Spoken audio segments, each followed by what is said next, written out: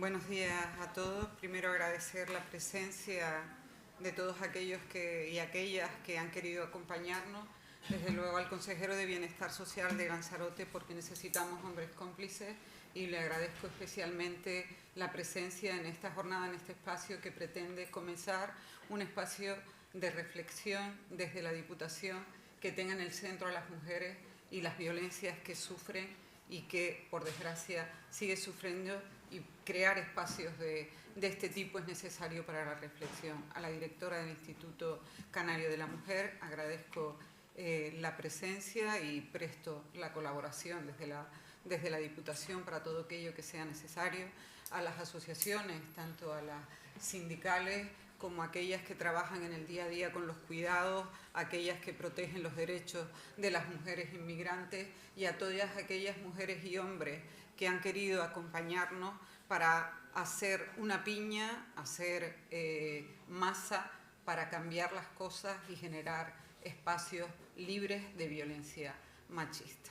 En ese sentido expreso también las gracias a la directora que está, María Victoria, a la directora de este centro, que nos ha facilitado el espacio, a las ponentes que han querido colaborar con nosotros, y espero que sigan colaborando en el futuro, al personal de la Diputación, a las personas cómplices, y me toca a mí inaugurar estas jornadas. Y como decía, nos reunimos en un espacio, en un día que debe ser un espacio de profunda reflexión, memoria y acción. El 25 de noviembre, Día Internacional de las Violencias contra las Mujeres. No es solo una fecha en el calendario, es un llamado urgente para erradicar una de las formas más devastadoras de injusticia que afecta a millones de mujeres y niñas en el mundo. Este día nos recuerda que la violencia machista no distingue fronteras, edades, culturas ni clases sociales. Es un problema estructural de la estructura patriarcal de siglos, arraigado en una sociedad que todavía tolera desigualdades y perpetúa conductas que dañan la dignidad, la libertad y, en demasiados casos, la vida de las mujeres. También nos recuerda que ante esta realidad no podemos permanecer en silencio. Cada gesto, cada palabra, cada acción cuenta. Estamos aquí desde la Diputación porque creemos firmemente que el cambio es posible y porque no queremos que haya más nombres que sumar a una lista de mujeres víctimas de esta violencia. Desde este espacio quiero honrar la memoria de quienes ya no están, acompañar a quienes siguen luchando por salir de situaciones de maltrato y reconocer a quienes trabajan, todas ustedes y muchas personas más, incansablemente para construir un mundo más justo y más seguro para todos y todas. Hoy, desde la Diputación, reafirmamos nuestro compromiso colectivo para visibilizar la violencia machista en todas sus formas. Educar para prevenir desde las escuelas, los hogares y las comunidades. Y lo vamos a hacer desde la Diputación con la Escuela Canaria de Ciudadanía que ya estamos proyectando. Porque la Diputación no solo tiene que recibir las quejas de la ciudadanía, tiene que saber interpretarlas y generar espacios donde se hable de los problemas desde la voz de la ciudadanía, que son las quejas. Y en materia de igualdad tenemos un tema pendiente, que es la transversalidad en todas aquellas áreas donde nos movemos. Tenemos quejas que de verdad debemos atajar, no desde el área de igualdad exclusivamente, sino que necesitan una transversalidad real, urgente y efectiva. Y en eso nos afanaremos en la Escuela de Ciudadanía que estamos construyendo desde la Diputación del Común. Proteger y acompañar, más que la protección debe venir desde las instituciones, pero nosotros acompañaremos después de la queja a aquellas mujeres que se acerquen a la Diputación para pedir nuestra ayuda. Y sobre todo, lo que no podemos permitir ninguno es que la indiferencia ante esta cuestión sea una opción.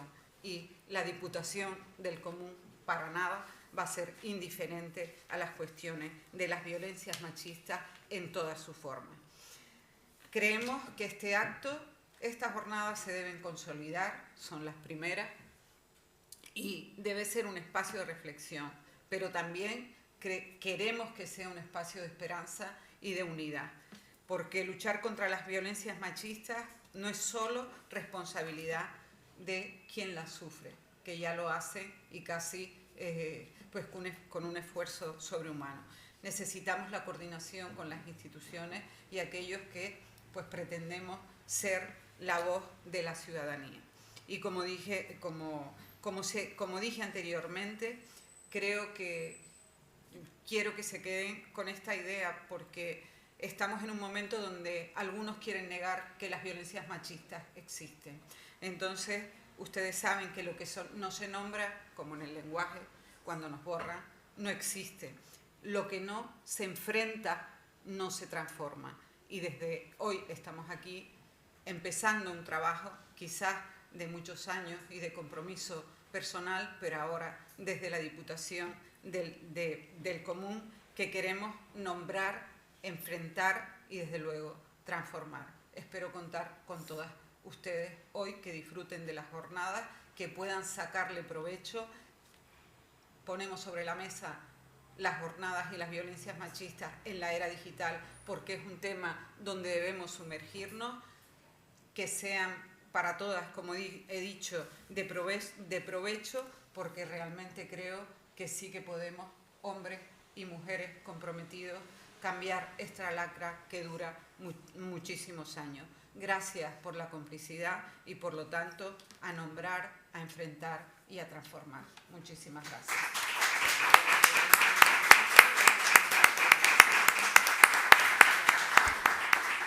Después de escuchar las palabras de la diputada del Común, vamos a escuchar a Ana, que es la adjunta especial de Igualdad de la Diputación del Común. Excelentísima diputada del Común de Canarias, distinguidas autoridades, estimados y estimados participantes, bienvenidos a todos y a todas. Hoy nos reunimos aquí en estas jornadas organizadas por la Diputación del Común, en un espacio para reflexionar, dialogar y sobre todo comprometernos con soluciones que conduzcan a una sociedad más justa, igualitaria y libre de violencia. La violencia de género, como ha dicho la excelentísima señora diputada del Común, Lola Padrón, atraviesa fronteras, edades, culturas y clases sociales. Pero detrás de cada dato, de cada estadística, hay vidas, historias y rostros que nos interpelan. Personas que sufren, que necesitan apoyo, comprensión y sobre todo acción. Nuestro compromiso nunca se puede limitar al ámbito teórico o discursivo. Es nuestra responsabilidad trabajar desde todos los sectores juntas: educación, justicia, salud, políticas públicas y desde la sociedad civil, para construir una red de protección sólida y efectiva. Estas jornadas nos ofrecen una oportunidad invaluable para intercambiar experiencias, compartir conocimientos y diseñar estrategias. Escucharemos voces expertas que nos ayudarán a comprender mejor este problema en toda su complejidad.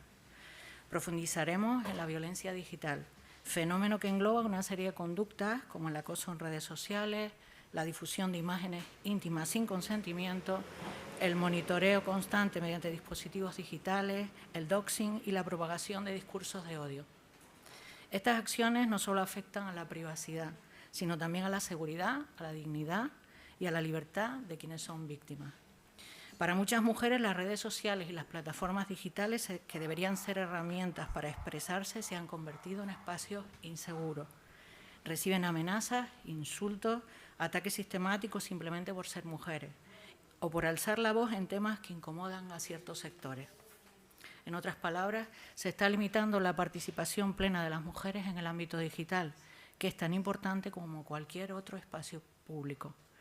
Que estas jornadas sean la continuidad de un compromiso real que nos impulse a actuar con determinación y valentía. Quiero agradecer profundamente a la excelentísima señora diputada del Común, Lola Padrón, por haberme apoyado desde el primer momento en el que asumí esta adjuntía, y, por supuesto, a todo el equipo de la Diputación del Común y a las organizaciones que han hecho posible este encuentro. Muchísimas gracias y bienvenidos.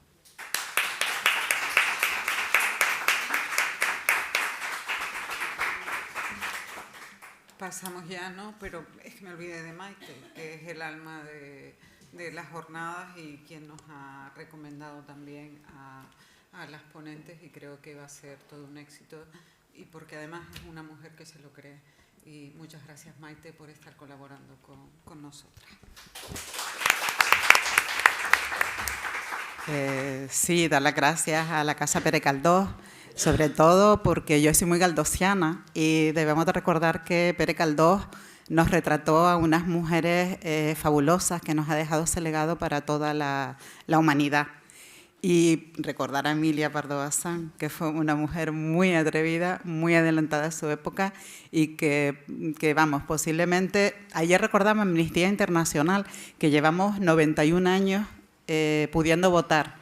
Efectivamente, yo considero que si hoy no estuviéramos aquí, seríamos sufragistas. Estoy convencidísima de ello. Y bueno, una puede ser feminista o no, pero lo que está claro es que la defensa de los derechos humanos está por encima de cualquier cosa.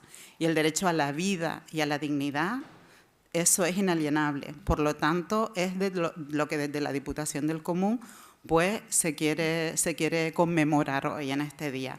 Muchísimas gracias una vez más a todas las personas presentes y a las que nos están siguiendo a través del streaming, porque consideramos que son temas tan importantes que no podemos dejar jamás de lado. Pasamos a la primera ponencia. A la primera ponencia.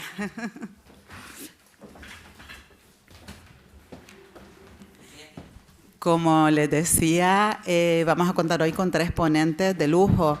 Y bueno, para mí presentarlas es... a veces yo decía, bueno, me mandan sus currículums, sus biografías, y son tan amplias y tan extensas que por la celeridad del tiempo con el que contamos y por el directo, pues tampoco puedo presentarles extensivamente a cada una de ellas, pero sí resaltar algunas cosas. Begoña Veraguanche, que es nuestra primera ponente de hoy, es comunicadora, es experta en violencias hacia las mujeres y las niñas. Yo la considero una agitadora social y forma parte de la Asociación de Vivas Comunicadoras de Canarias, de la que yo también formo parte, y siempre decimos que es una persona transversal, porque ella está en todo, entonces le llamamos la transversal. Begoña Begoña ha participado en varios proyectos de investigación, sobre todo los CUNINA, el 1 y el 2, proyectos muy importantes, no solo del tema de la prostitución, sino también a los malos tratos y las agresiones sexuales a menores. Yo les puedo asegurar que escuchándola he llegado a llorar, porque realmente maneja unos datos increíbles. Es una mujer de la que yo aprendo cada día. Y bueno, colabora en varios medios de comunicación, ha colaborado en la SER, actualmente en Buenos Días Canarias, de la televisión canaria. Y también creó la Escuela Feminista en Tacoronte, en Tenerife, de donde ella es. Y bueno, ya les digo, es una mujer muy activista y vamos a escucharla porque creo que si quieren saber de ella la pueden buscar en redes, pero lo importante hoy es escucharla. Con todos ustedes, Begoña Veraguanche y su tema Ya no son las otras, somos todas. Muchas gracias. Muchas gracias, Maite, por permitirme, por invitarme, por estas jornadas, y agradecer a la Diputación del Común y a la diputada del Común, que da un gusto decirlo, ¿no sabe usted? Excelencia, no sabe usted el gusto que da decirlo después de tantos años y ver cosas y cómo van cambiando, poco a poco, pero van cambiando. Entonces, muchas gracias por organizar esta jornada y por esto que me ha encantado, ¿eh? Ha dicho lo de reflexión, memoria y acción, me dan cuenta, y después lo de real y urgente también, me parece a mí también. Pues muchas gracias a la directora del Instituto de Igualdad del Gobierno de Canarias, por supuesto, a la adjunta, a todas las compañeras, a todas las que han venido y a los que están y a las que están viendo ahora o en otro momento lo que vamos a contar aquí. Cuando me planteaba Maite sobre estas jornadas, acompañada, por supuesto, Ana Lidia es una experta sobre ciberviolencia, no voy a entrar en el tema porque vamos, y después en justicia pues tenemos a la jueza, ¿no? Entonces, bueno, cada una se queda con lo suyo y yo me quedo con mi terrenito en el que me siento un poquito más cómoda. ¿Qué vamos a hacer hoy? Pues cargárnoslo todo, porque a mí me gusta un poquito eso. Agitadora, venga, vamos a cargárnoslo todo. Primero, a mí lo que me gusta como filósofa son los marcos conceptuales y entender dónde estamos Es complejo, lo sé, porque analizar en el momento en el que vive una socialmente, ya sea de cualquier capacidad, de cualquier terreno, es complejo. Tenemos que pasar un tiempo, ¿verdad? Pero sí hay, desde el feminismo radical, desde la academia, desde la filosofía, ya hay pautas que nos permiten entender qué está pasando ahora. Digo esto porque yo siempre nombro a las Power, ¿no?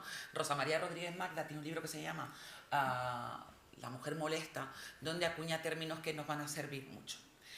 Voy a utilizar varias cosas, pero lo primero, esta frase que nos está atormentando, que yo que te lo juro que me encantaría tenerla tatuada ya, o sea, si me voy a tatuar algo de amor de madre, algo así, esto, que la vergüenza cambie de lado. Giselle, con esta frase, y digo Giselle y no digo su apellido porque es el apellido de eso, no lo puedo nombrar, pero ella sí. Cuando dice esto, que la dignidad está de nuestra parte y que la vergüenza cambie de lado, es quizás ahora mismo el momento en el que tendríamos que entrar. Mientras escuchamos a ministros de este país diciendo que el problema más importante de este país, que yo lo he escuchado, y ustedes imagínense, cuando llevas tanto tiempo en esto, duele no, te da como un cierto vahío, ¿no? Te quedas ahí media como turutela, ¿no? Ya me dio. Que el mayor problema es el cambio climático. Claro que el cambio climático es un problema, pero que nos digan eso a las mujeres, con lo que está pasando, con lo que hemos pasado y con lo que nos viene, de verdad, hay que tener cuidado con las cosas que se dice desde las instituciones. Hay que tener mucho cuidado, porque nos vuelven a borrar una vez más. Que la vergüenza cambie de lado significa que ya no nos toca a nosotras. No nos toca avergonzarnos por lo que nos ha pasado, por lo que nos atraviesa y por lo que a veces nos construye. Ya no nos toca a nosotras. Y ya no les toca a las otras. Las mujeres del sistema prostitucional, las mujeres que sufrían violencia, a las mujeres que violaban, las que han sufrido abusos sexuales. Nos pasa a todas. Las violencias machistas son múltiples, diversas, desde la institucional, desde la académica, desde la conceptual, desde la vicaria, desde la psíquica, la sexual. Tenemos de todo y los datos están ahí. Esto lo digo ya para los negacionistas, datos. Y yo utilizo fuentes tan feministas radicales como las del Ministerio del Interior o la Fiscalía General del Estado, que ya me dirán ustedes, o la Unión Europea, que dicen, bueno, son una gente que ya sabemos que están siempre con las pancartas acompañándonos en las manifestaciones. No, estos son los datos puros. Y frente al negacionismo científico, que después todos cogemos coches, subimos aviones, pero después negámoslo a la mayor. Entonces, frente a eso, frente a todo lo que está pasando, tenemos que darnos cuenta que ya no es una cosa de otras, somos todas. Aquello de la autoriedad que hablaba Simone de Beauvoir, no son las otras, esa construcción de lo otro en diferencia a lo uno, no. Y a nosotras ya sabemos quiénes somos en este mundo. Por lo tanto, tenemos que empezarnos a vernos como conjunto, todas, y también nombrar a los todos. ¿Vale? En igualdad. Los vamos a nombrar. Y la vergüenza tiene que cambiar de lado ya. Y si quieren algo van a tener que empezar a modificar el privilegio, a dejar un poco al lado, y aquello que llama Rosa María Rodríguez Magda, la fratria, el fratriarcado, tienen que empezar a romperlo. Que sí, que siempre ha habido hombres decentes, siempre ha habido hombres buenos, pero van a tener que dar un paso más. Ya no esperamos menos. El marco conceptual, que les digo que son los dos claves, hablo del cambio civilizatorio y el nuevo contrato social. Cuando hablo de esto, o cuando hablamos, voy a utilizar el plural, porque no lo hablo yo sola, lo habla mucha gente, pero cuando hablamos del cambio civilizatorio, estamos viviendo un cambio de paradigma. Ya no estamos en la posmodernidad, ahora estamos en la transmodernidad, transhumanismo. Estamos en otra fase ya. ¿Qué significa esto? Pues varias cosas. Uno de los principales cambios que ha generado el monstruo del neoliberalismo mezclado con patriarcado, que son un conjunto muy grave, que es un monstruo muy grande, que ya no es controlable. El capitalismo era controlable, no estamos hablando de nada de mí, no estamos hablando de nada de eso. Estamos hablando de lo que hay ahora.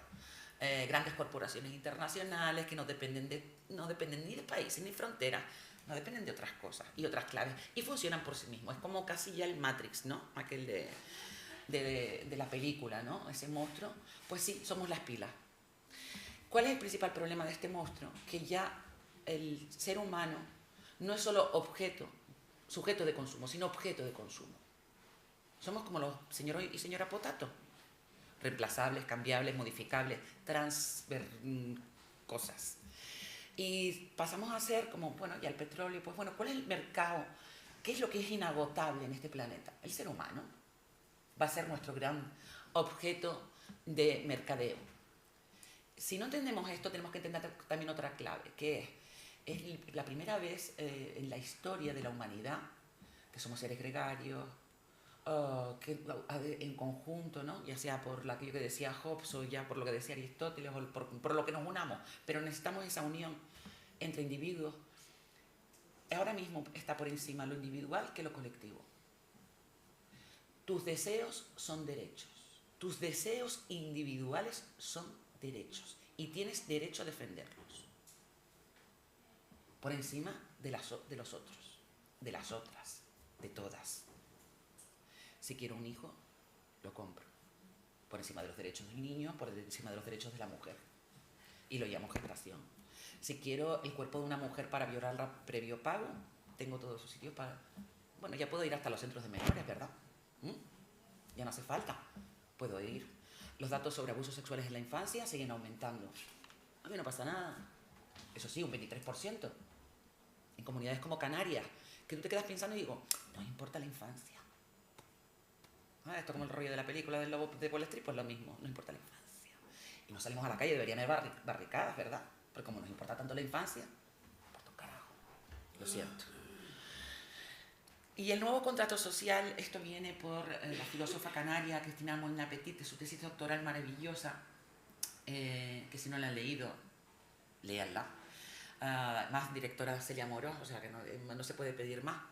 Aquello de la dialéctica feminista de la Ilustración. Aquí se sostienen dos cosas muy importantes. Una, primero que la Ilustración no se esperaba y nació una cosa que se llama la hija bastarda de la Ilustración, que era el feminismo. No se nos esperaba, pero nosotros ahí, por espontaneidad, por espora, aparecimos. Y ahí, cuando se negocia el primer contrato social, no estábamos. A mí me hace siempre muchas gracias. ¿Tú que eres de izquierda o de derecha? Digo, miren, en la primera asamblea las mujeres no estábamos. A nosotras nos colocaron fuera del tablero, entonces a mí usted no me pregunte eso. Yo estoy por encima, soy feminista. Estoy por encima de eso todavía. Entonces, perdón, en ese contrato social se hace la primera colocación de la mujer. Ahí es cuando nos dice, ustedes pueden ser o públicas o privadas. Privada para la familia, marido, hijo, esposo, padre, o el convento, que también era una opción interesante, que es una de las que sí me sigo pensando, que llevo tantos años trabajando con la oblata y ya me lo pienso. No, porque viven muchos años y mucho más feliz que nosotras. Yo se los digo. Me lo estaba pensando, pero no creo que me acojan, pero sí, me acogen de otra forma. Bueno, vamos a lo que vamos. O la pública, la mujer pública, la cosa pública, la mujer pública, que es la mujer prostituida. ¿Vale? Esas eran las opciones, ¿no? Del contrato social. El nuevo contrato social cambia al siglo XX, cambiamos, nosotras pasamos a estar en parte activa en la sociedad. Queremos ser sujetos, que se nos vea y somos sujetos de derecho. Este es el gran cambio civilizatorio del siglo XX. Incorporamos a la academia, nos incorporamos al trabajo, modificamos todo.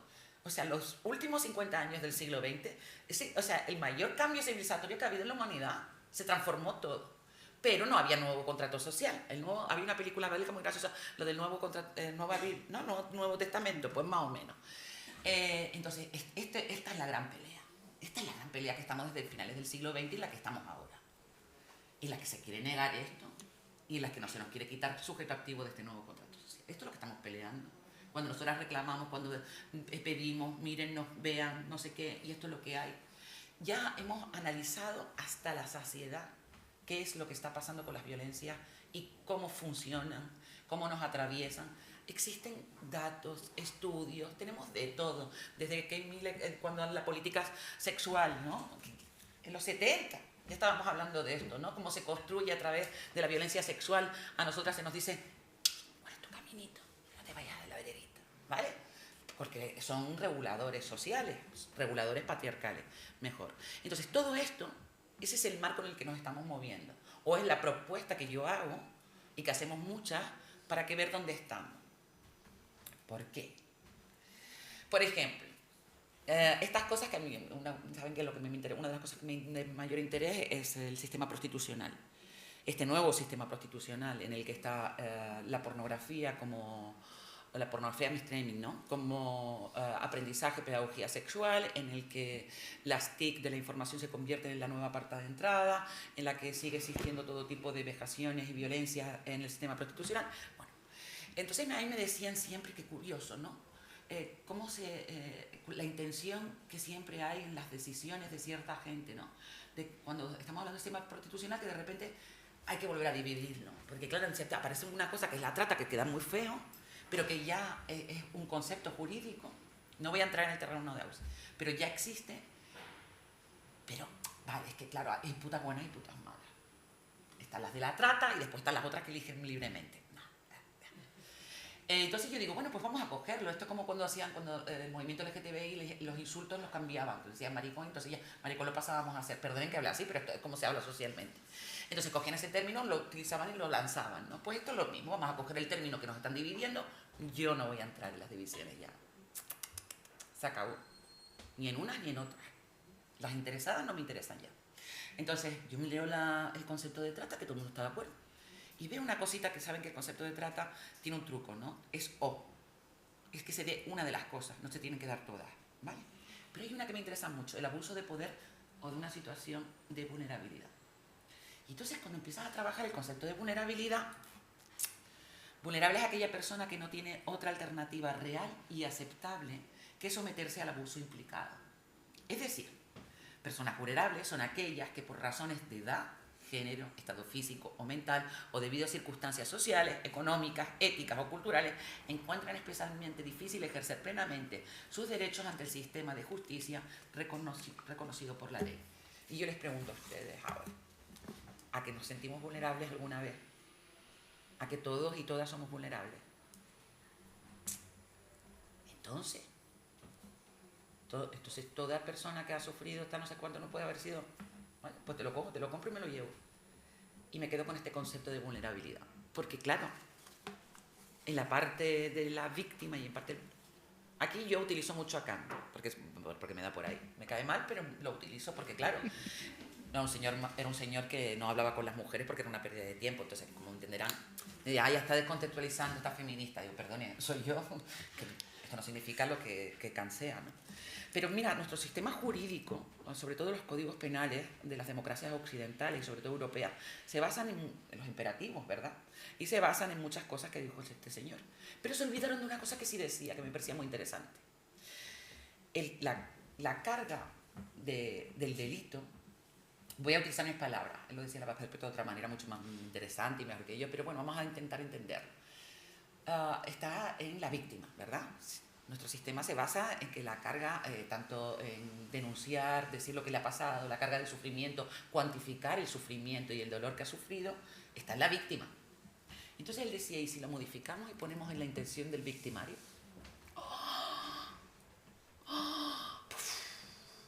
Cabezas rodando, se nos cae todo el sistema. ¿Por qué? Porque tenemos que empezar a dejar de hablar de las víctimas de las violencias machistas, que hay que hablar con ellas y que tal, pero también tenemos que empezar a hablar de las intenciones de los victimarios. No sé si me entienden. ¿Por qué? Primero, porque estamos en un momento en el que la negación absoluta. Entonces se lo digo, cogen aviones, cogen coches, pero negamos el cambio climático, negamos las violencias, negamos cualquier cosa. Todo lo que no nos interese para cambiarnos nosotros, porque ¿para qué nos vamos a cambiar? Si hasta ahora hemos sobrevivido. Mal, pero hemos sobrevivido. Yo la verdad hay veces que me pongo a analizar y digo, ¿yo cómo hemos llegado hasta aquí? No lo sé todavía. Hay veces que me despierto como diciendo, no lo entiendo. Tiene que haber, hasta me pienso hasta lo del primer motor de Aristóteles, que hay algo por ahí, porque digo, que imposible. Porque con las burradas que hemos hecho, pero bueno, y que seguimos haciendo. Más de 370 millones de niñas y niñas en todo el mundo. No, voy a dar datos porque si no estaría aquí, se los pongo. Pero es que hay miles y miles de datos. Podría estar aquí, podríamos estar toda la mañana dando datos y datos y datos y datos. Y aún así se levantaría alguien y diría, no. Yo opino, porque todo el mundo tiene opinión, como todo el mundo tiene culos, tenemos uno todos. 10.000 mujeres son asesinadas al año en países islámicos por delitos de honor, crímenes de guerra. En España 1 de cada 2 mujeres. Todos estos son datos. Y esto nos va atravesando esta figura que hizo Ana Gironés, que me encanta, que es como, cómo se nos van quedando esas marcas, ¿no? Aunque tú creas que no las ves, Aquí vamos todas tatuadas, ¿eh? O sea, que cuando vean a la gente tatuada por la calle, dicen, mira cómo va tatuado, aunque tú no las llevas. Las tuyas son poco visibles. Ahora, si te coge cualquier persona y te mira bien, te las empieza a ver todas, ¿no? Porque somos como un expositor de marca. Las cifras de acoso escolar, bullying que sufren las niñas. Es que vayan leyéndolas si quieren, porque es que yo de verdad, noviembre siempre me deja como desangelada, ¿no? Porque tenemos que verlas, ¿no? El 40% de las mujeres, el 99,6%. El 99,6%. Ay, perdona, mira, gracias. Mira, macroencuesta de violencia sobre las mujeres del 2019, los datos más bestiales que fueron, de todas formas, si quieren, se las dejo, ¿vale? Lo tienen, o sea, que lo piden, se lo dejo a Maite, se la piden a ella, yo siempre dejo todos los materiales, ¿vale? Y de dónde vienen también, ¿vale? Porque hay que decir las fuentes, ¿eh? El 40,4% de las mujeres encuestadas han sufrido acoso sexual en España. Pero ahí, bueno, mírense las últimas de la Federación de Mujeres Jóvenes de España, las que hacen los datos sobre Tinder. Esa fue estaba en un congreso y miraba como diciendo, ya me está dando algo, porque les preguntaban a las mujeres si sufrían violencia sexual, si habían sufrido violaciones. Mujeres que, una encuesta altísima, o sea, con un dato importante de mujeres que habían participado, y hombres, creo que eran 3.000 y 3.000. Les preguntaban, ¿sufrió una violación? Te decían no, pero cuando se iban a explicarles las diferentes violencias sexuales, salía que, por ejemplo, que un 30% de las mujeres que habían acudido a casa de una cita a través de Tinder habían sufrido una violencia sexual, una violación. Claro, o sea, cuando te dan la vuelta, te tiran a la cama y te penetran analmente, y tú dices que no, pero te callas, porque se me mejor salir de aquí, porque a lo mejor me descuartiza y me voy a mi casa, pues te callas y no dices eso, pero has sufrido una violación. O que tu marido llegue, o tu pareja llegue, tan estupendo de cogerse una borrachera con los amigos, no sé qué, tiene ganas de ánimo y te penetra, y tu dormida también es una violación. Es que estas cosas, la mayoría de las mujeres que ni las sabemos. Y eso que he sufrido yo toda la vida, de que, bueno, para que se quede tranquilo, que eso es lo que dicen las mujeres, que me parece interesantísimo, para que se quede tranquilo, como si fuese un animalito, ¿sabes? O sea, que imagínate la percepción que ya tenemos nosotras, y las cosas que decimos, o no haber tenido ningún orgasmo en toda su vida, pero haber tirado a 10.000, porque es empoderamiento sexual. Todas esas cosas tenemos que trabajárnoslas, sí, seguir trabajándolas, pero tenemos que mirar también la otra parte. El 99,6% de las mujeres que han sufrido violencia sexual la experimentaron por parte de un agresor hombre. Hay que decirlo también, ¿no? Desde 2016 se han registrado 211 agresiones sexuales múltiples en España. Esto viene relacionado, no sé si entrará Analia con esto, pero tiene que ver con todo el porno, ¿no? La pornografía mainstreaming, o sea, los vídeos más vistos por menores de 14 años son violaciones grupales. Por ejemplo, una mujer perforada por todos sus orificios, de 3 a 5 hombres, eso es lo más visto, pero también ahora hay una nueva, por ejemplo, es que no le quiero hacer publicidad, pero empieza por P y termina por J. Los vídeos más vistos son violaciones, ¿no? A menores, a mi hermana, a violar a mi hermanastra, a mi padre tal, esos son los vídeos más vistos. Bueno, esto es lo que ven y después lo que pasan y los vídeos duran de 1 a 2 minutos y medio. ¿Por qué creen que pasa esto? Y muchos son reales. Bueno, aunque sea pornografía, es real. Esto de que no, claro que la actriz porno no le metieron el puño hasta aquí, ¿no? No es real. O sea, que esas cosas, es que claro, curioso cuando te dicen, es que el porno no es real, es ficción. Vale. Pues yo no quiero hacer otras ficciones en mi vida. Bueno, pues todas estas cosas, los vídeos son así para pasarlos por las TIC de la información. Ya saben cuáles, ¿no? Bueno, estos son datos, las víctimas registradas, yo se los paso, ¿vale? Estos son también más datos, les he puesto datos. Y aquí entramos en qué está pasando, cómo lo analizo yo. Y yo utilizo este término tan bonito de Hannah Arendt de la banalización del mal, ¿no? Porque claro, todo el mundo lo entendió, ¿no? Con el caso Eichmann, ¿no? Cuando lo entendimos, ¿no? Yo hice lo que tenía que hacer, porque el sistema es así, no estoy hablando de Valencia. El sistema era así, ¿vale? Y entonces, a ver si nos recuerda algo, ¿no? Cuando asumimos responsabilidades o no asumimos responsabilidades, pues ya hubo alguien que ya habló de esto, ¿no? Y, claro, era una filósofa, no vamos a hablar de ella mucho. Bueno, cuando este caso pasa, cuando aquel señor dice, no, yo llevaba los trenecitos y podía llevar cabezas de ganado como llevar judíos, homosexuales, gitanos, personas con discapacidad, da igual, ¿eh? Pero yo llevaba el trenecito de punto A al punto B y lo hacían muy bien. Eso es lo que dijo, ¿no? En el juicio, ¿no? Y esto es lo que el concepto que le dice, oye, hija, alguien cuando está haciendo esto, cuando dice, uy, cuidado, usted tiene una responsabilidad, ¿no? Puede negarse también no hacerlo. Imaginémonos esto si lo pasásemos a los hombres. En general, no estoy hablando del hombre bueno que usted conoce, decente, no pido más, decente, no estoy hablando de eso, estamos hablando de datos, macrodatos, y ya vieron los datos. Vale. Y si se sienten mal, lo siento mucho, yo no soy una pene, yo no estoy para estar ahora, ay pobrecito de ti, miren, es que cuando uno ha trabajado tanto en violencia y no tiene ni forma ni institucional, ni económica, ni de ningún tipo, ni de apoyo, ni empática ya de ayudar a otras mujeres, yo la verdad, lo siento mucho, pues a mirárselo. Podemos entender la idea de banalización del mal de Hannah Arendt como una estrategia, un conjunto de acciones meditadas que buscan conseguir un efecto concreto. Claro, porque podríamos analizar la acción concreta de un solo hombre. Yo hice lo que tenía que hacer, esto es lo que dice el sistema.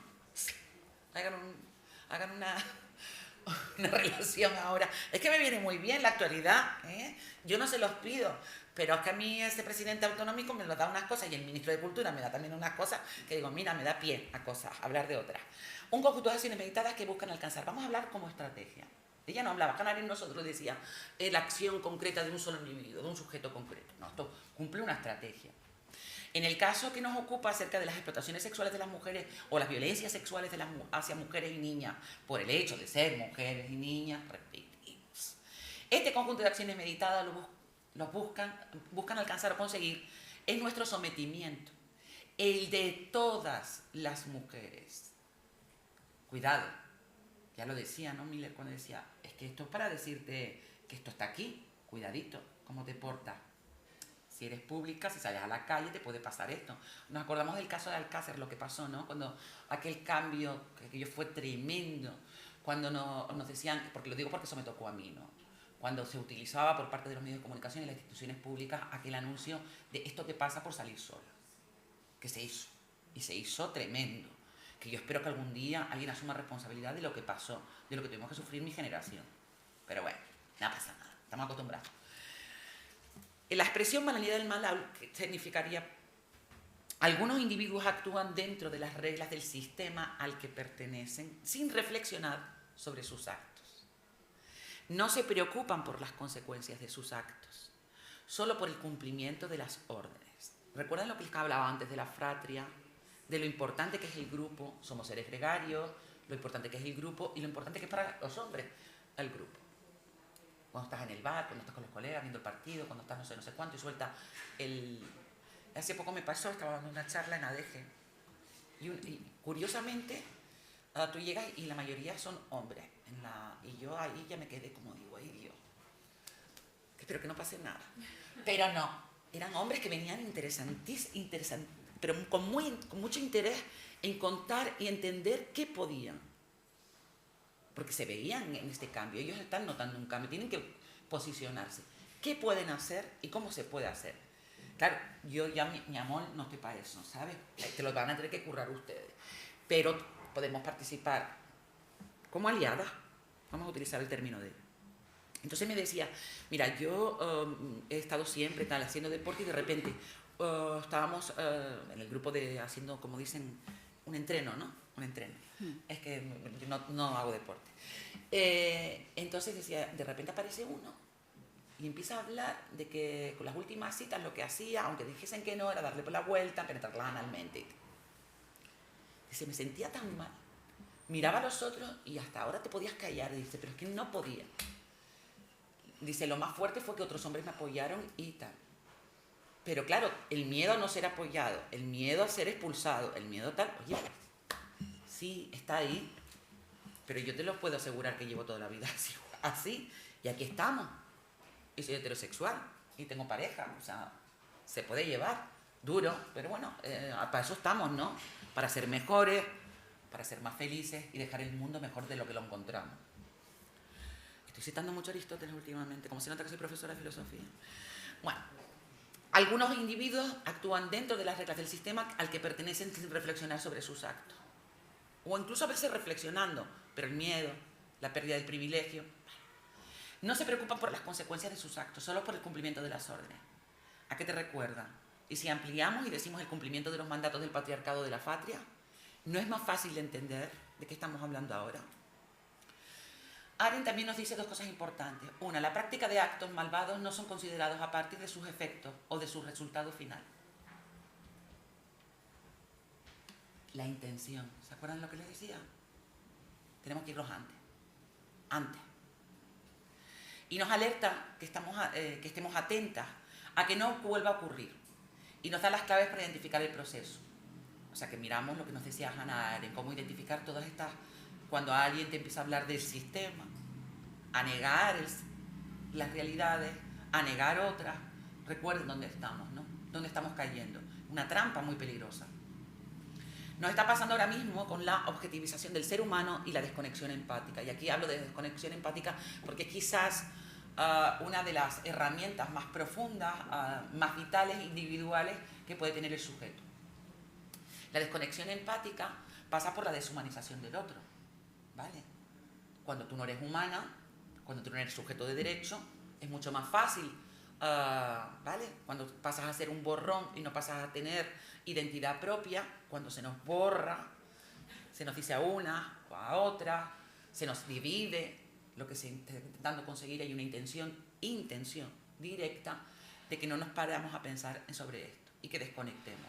Ahora decía Carmen Delgado, la catedrática de psicología, que es una especialista en trauma, igual también lo dice Melissa Ferley, quizás el principal problema de la base de la violencia está en la desconexión empática.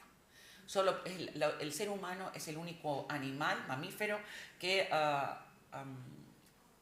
produce violencia para no alcanzar nada, violencia per se. Solo puede pasar cuando dibujas que es de tu especie. Solo puedes, a través de una desconexión empática, de no verlas como iguales, de no vernos como iguales, cuando podemos ejercer violencia hacia el otro y a la otra. ¿Por qué digo esto? Por otro lado, es interesante ir a los conceptos y a sus definiciones, concepto de estrategia y las definiciones que aparecen en el diccionario. A mí es que el diccionario, ya saben que a mí la RAE me pone mucho, como órgano igualatorio y feminista, que... Te lo juro, si yo sueño a veces con cosas, es tener un sillón en la Real Academia y quemarlo. Es como una cosa que me pone mucho, no sé, al principio pensaba que era una pesadilla, pero digo, no, me pone. Llegar allí y montar, sobre todo por ver la cara de algunos, ¿no? Reverte, por ejemplo, me pone mucho. El gran feminista, igualitario y tal.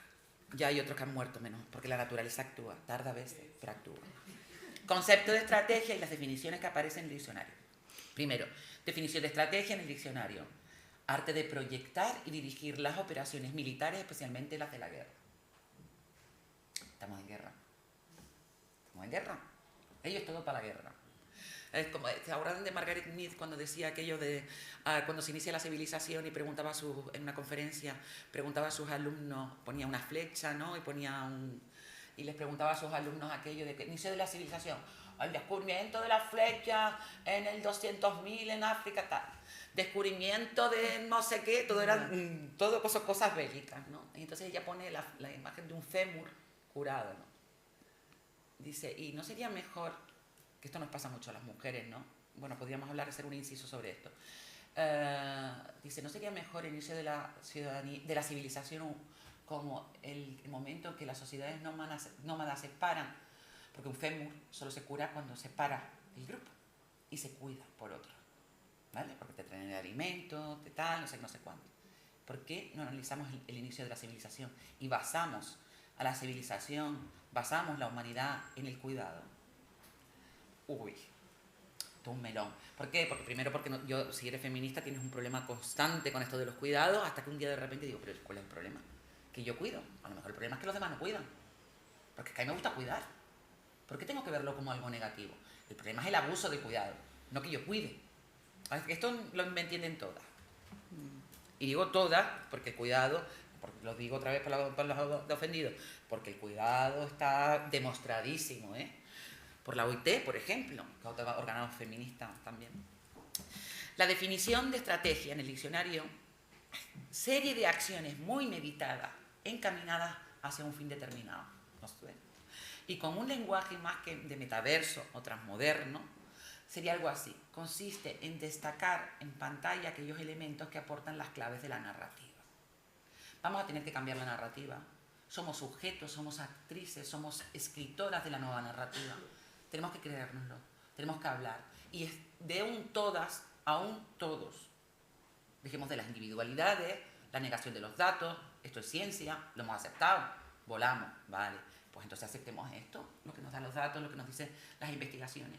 Y nos están diciendo ya que tenemos que modificar esta narrativa, asentarla en el cuidado, la desconexión empática, de dónde viene la violencia, no poner la carga en la víctima, poner la intención en el victimario.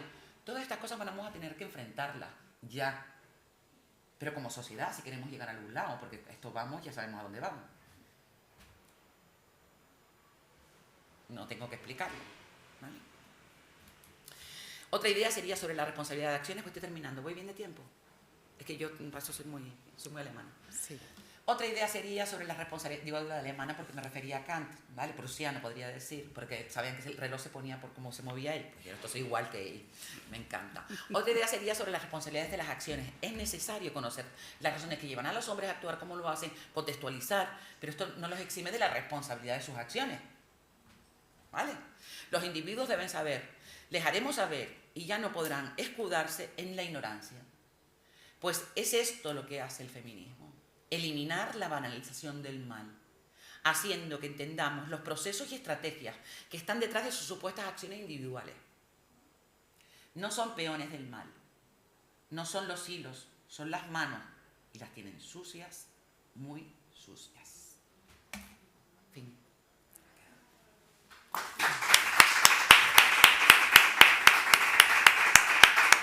¿Nos da tiempo alguna pregunta? Sí. Sí, Yo sí. intento ir súper rápido porque me interesa mucho más el feedback a veces, ¿vale? Vamos con tiempo para si acaso que... no se entendió algo, si hay algo... Prefiero que quede asentado. Que lo que dije es lo que digo. Tampoco intentaré interpretarme porque me pongo muy mala hostia. He dicho lo que he dicho.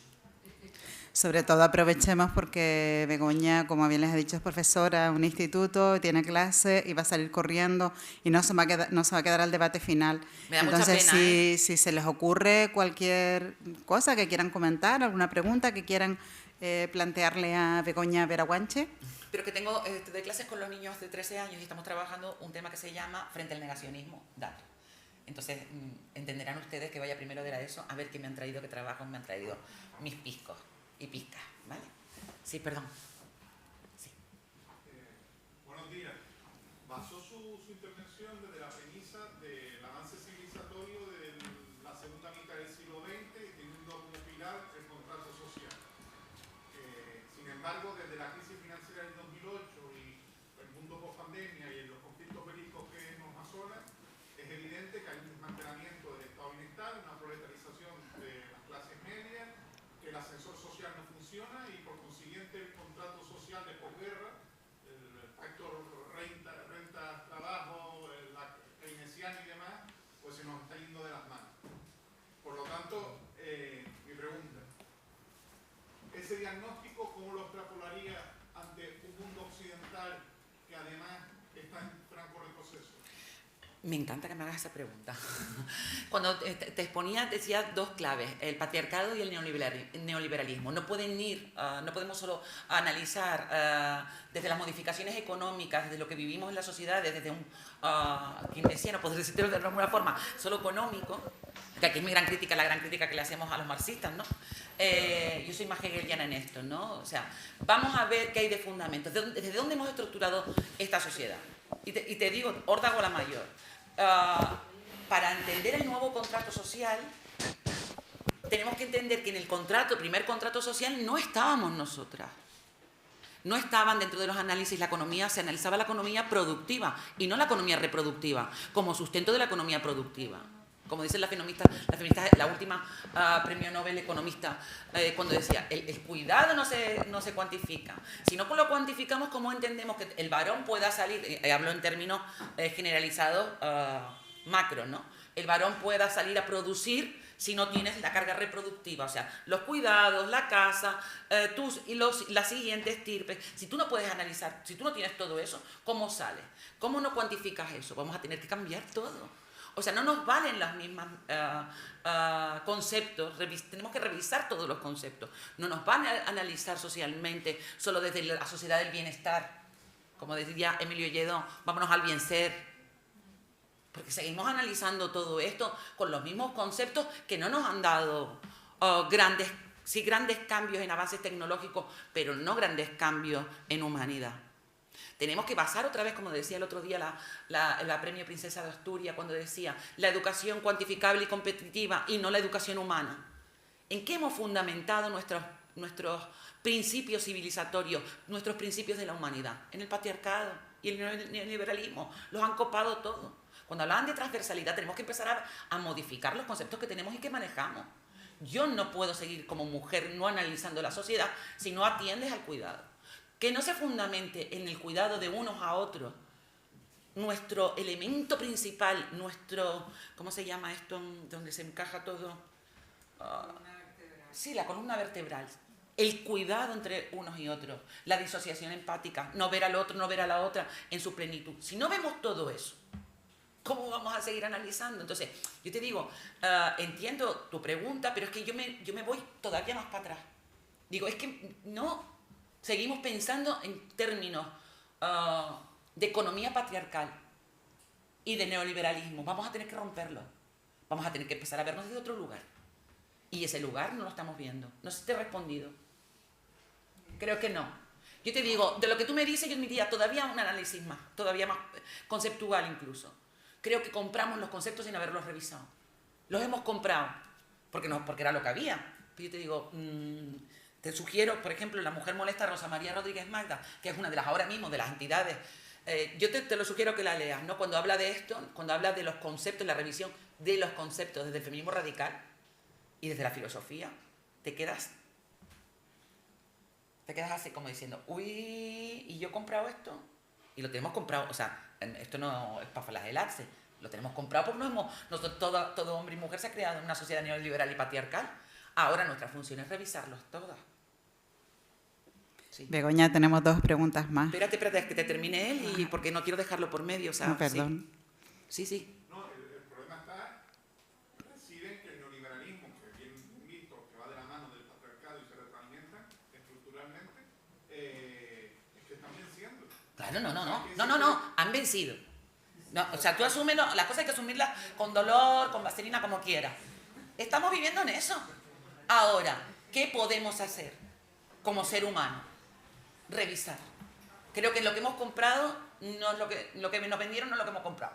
O lo que compramos no es lo que vendieron. Como está el Friday ya me vuelvo loca. Pero no, creo que hemos comprado cosas que no son. Y tenemos que revisarlas. Sí. ¿Tú que eres profesora estás en educación? Mi hija también está en educación, es filología hispánica, edad secundaria y bachillerato. Y hay un gran problema en que tenemos, no sé, es un punto importante meter una pierna dentro de educación como igualdad. ¿Una pierna? Por decirte, porque no Yo para empezar metería la cabeza. Exacto. Vale. Esto de cuerpo ya, yo metería la cabeza. Vale. Mira, hace poco fuimos a la comisión que nos invitó el consejero de educación, fuimos Esther Torrado, la compañera y yo, a la comisión de educación, para hablar sobre educación afectivo-sexual. Justo que ahora mismo estamos debatiendo la ley, ¿no?, de infancia. Dimos los datos sobre los informes, sobre consumo de pornografía, sobre los datos sobre violencia del Ministerio del Interior y de la Fiscalía, sexual en menores, todo lo que está pasando. Dimos los datos. Y les dijimos que la única herramienta que tenemos, aparte del trabajo que podamos hacer las familias individuales, que yo volvería a las escuelas de padres y madres. Yo volvería porque es que no se enteran de nada, no nos enteramos de nada. Es que vivimos en un mundo muy complejo. Pero es que termina la primaria, lo que tú vas a comentar como profesora de secundaria, termina la primaria y hasta primaria nos preocupamos de ir a la tutoría. ¿Cómo va? No son seguros, pero llega primero de la ESO y es como ya... Yo te daría 2 claves, educación para la tecnología y educación afectivo-sexual en todo el entorno. Mira, nos preocupamos por nuestros hijos e hijas, darles seguridad vial. ¿vale? Cómo cruzar la calle, el semáforo, no sé qué, hay coches, mira para acá, no sé cuánto, le ponemos un montón. Ahora le ponemos un móvil delante. Y que el gobierno lo quite. Pero mira, el otro día decía Kasia Ekman, que la sueca, la periodista y activista sueca, que nos decía una cosa en Casa Colón muy interesante. Dice, fíjate tú, porque cuando hablamos de controlar ciertas TIC, que controlar el acceso, tal, no sé cuánto. Muy difícil. La Unión Europea, cuando tardó con Rusia a desconectarnos a todos los ciudadanos de la ciudadanía europea para no poder entrar a ver ningún medio de comunicación ni de Rusia, 24 horas. Inténtenlo. 24 horas. Pues tecnológicamente no es tan difícil. Estrategia, intención que hay detrás, no sé qué, no sé cuánto. Nos importa la infancia.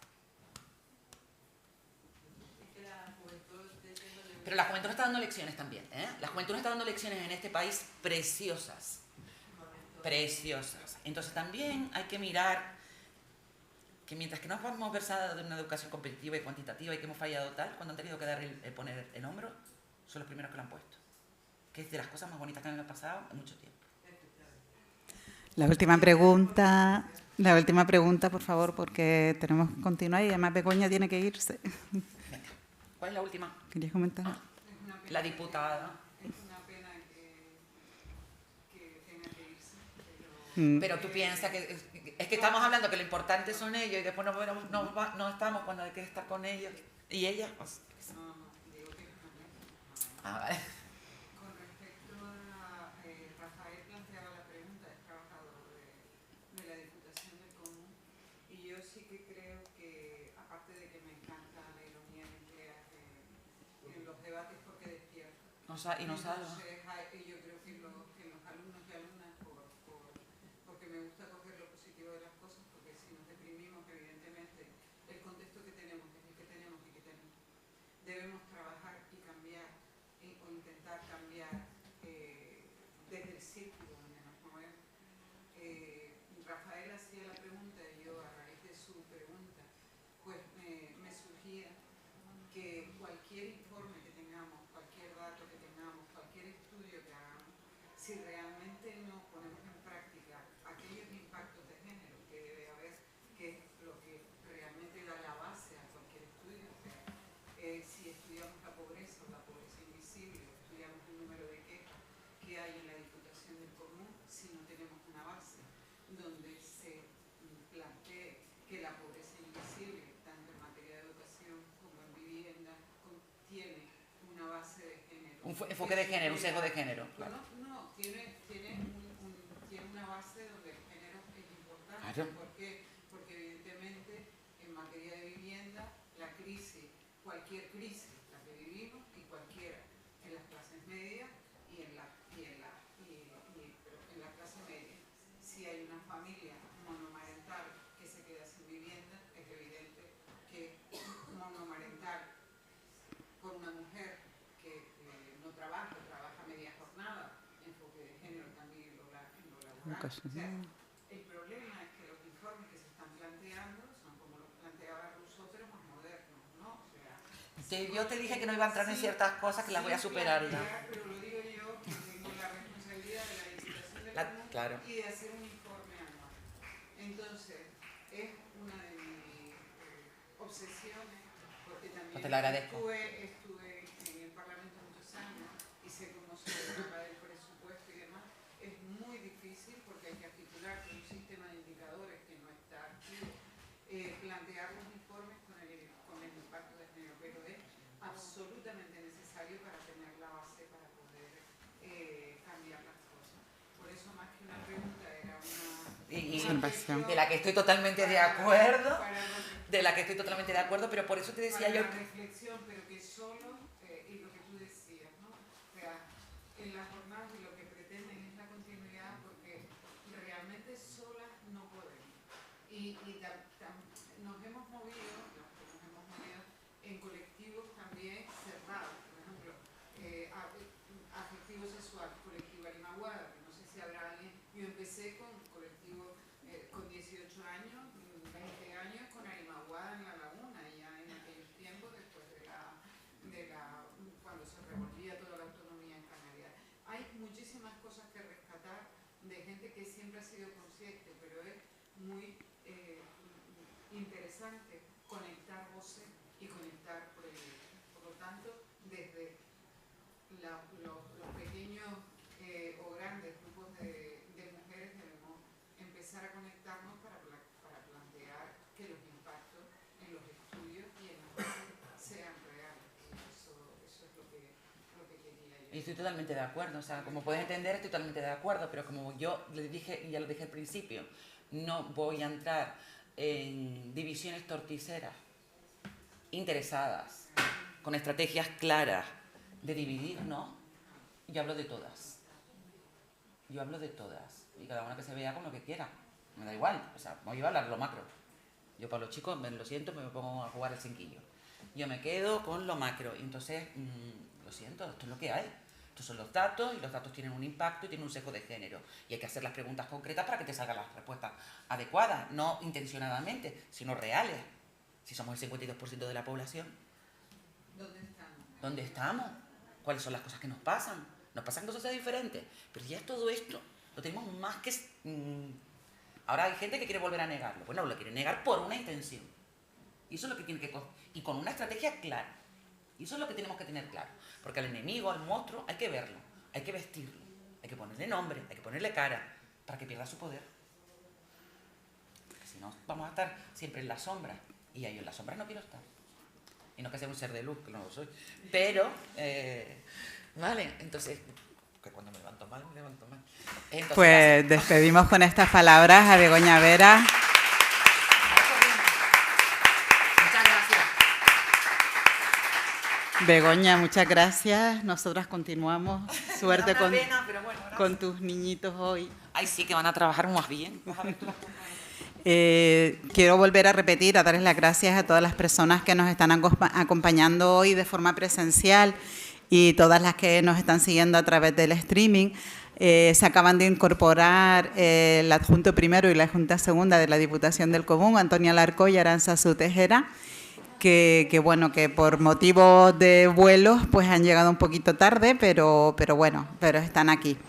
Quiero continuar y antes de presentarles a Ana Lidia, sube Ana Lidia, sí comentarles que bueno, en el caso, por ejemplo, de Begoña Vera, ha sufrido ciberacoso, ha sufrido persecuciones, amenazas e incluso una vez prendieron fuego a su coche. No se sabe si fue casuística, si fue pues una artimaña, pues eso, de malhechores que escogieron su coche o que realmente sabían dónde iban, intencionadamente, no lo sabemos. Ana, voy a pasar.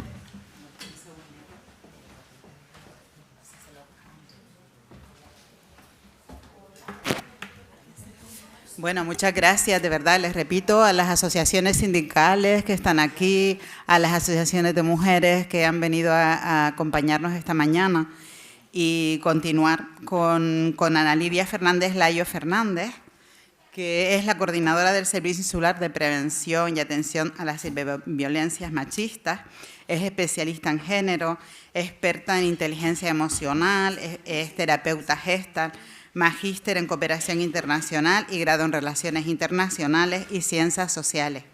Lleva más de 20 años de experiencia en el mundo del ámbito canario, nacional e internacional, en la promoción de la igualdad de género, la inteligencia emocional social a través de la acción social, la sensibilización, la educación para el desarrollo, formación, investigación e incidencia política con metodologías participativas y vivenciales, tanto para instituciones públicas como privadas, como empresas.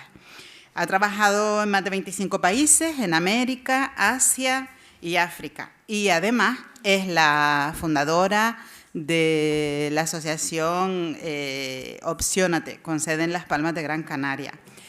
Les decía al principio que son 3 expertas maravillosas las que vamos a tener hoy, por lo tanto, escuchar ahora a Ana Lidia va a ser interesante, pero sí les ruego que al final no hagamos preguntas, solo fue excepcionalmente con Begoña Vera, porque ella tenía que irse, porque luego tenemos un pequeño debate en el que sí que les pido participación activa y que interactúen con las ponentes. El título de la ponencia de Ana Lidia Fernández Layo Fernández es La era digital y la ciberdelincuencia machista. Les dejo con ella.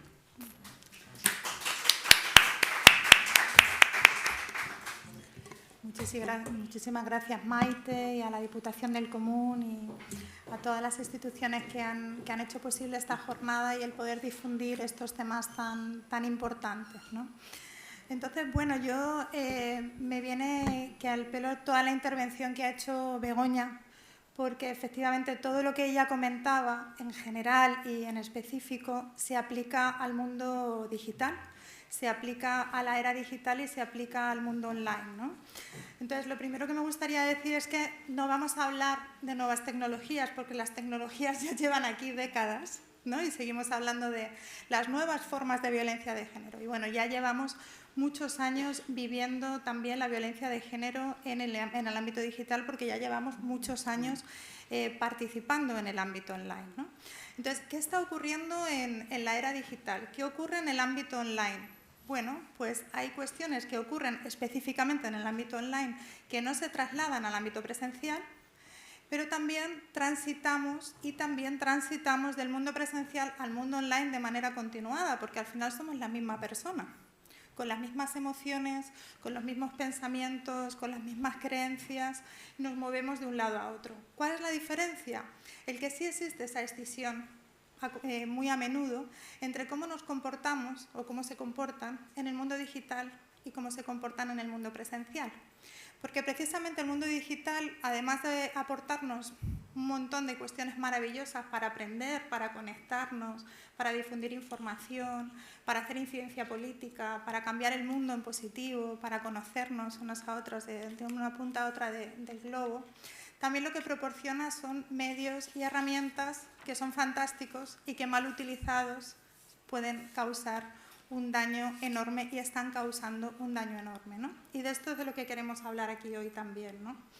De cómo el sistema online, el mundo online, que no vamos a hablar de mundo online versus mundo real, porque real es todo. Si se me escapa, por favor, avísenme, porque todavía se me escapa. Y seguimos hablando del lugar de mundo presencial, de mundo real y mundo online, cuando los dos son reales, ¿no? Son un reflejo de ese sistema patriarcal y de ese sistema neoliberal que planteaba Begoña, ¿no? Otra cuestión que me gustaría que clarificáramos es que muchas veces, desde el trabajo que venimos realizando ya desde hace varios años en temas de ética digital, de ciberciudadanía, en la prevención de violencias digitales, etcétera, lo que nos encontramos es la idea de que por parte de muchos y muchas profesionales y también de la juventud, ¿no?, de que el ámbito online es como si fuera el ámbito público, ¿no?, como si estuviéramos en la calle, ¿no?, como si fuera un espacio abierto, ¿no? Y es importante también clarificar que no es un espacio público, que es un espacio privado, que es un espacio regulado, que es un espacio gestionado por empresas privadas con una serie de intereses concretos y que luego, por supuesto, es un espacio en el que todos y todas podemos influir en el algoritmo, pero existe un algoritmo que está programado por alguien y con algunos motivos, ¿no? Entonces es muy importante también cuando trabajamos con la juventud, que especialmente en algunas edades les gusta sentirse muy libres, ¿no? A todos y todas nos gusta sentirnos muy libres, ¿no?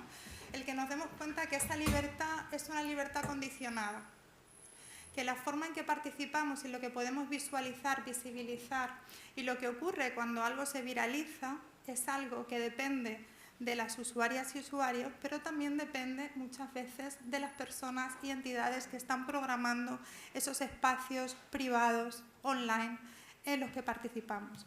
Y que cada uno de los espacios en los que participamos tiene su propia identidad y cada uno tiene sus propias reglas y cada uno tiene su propia ideología incluso.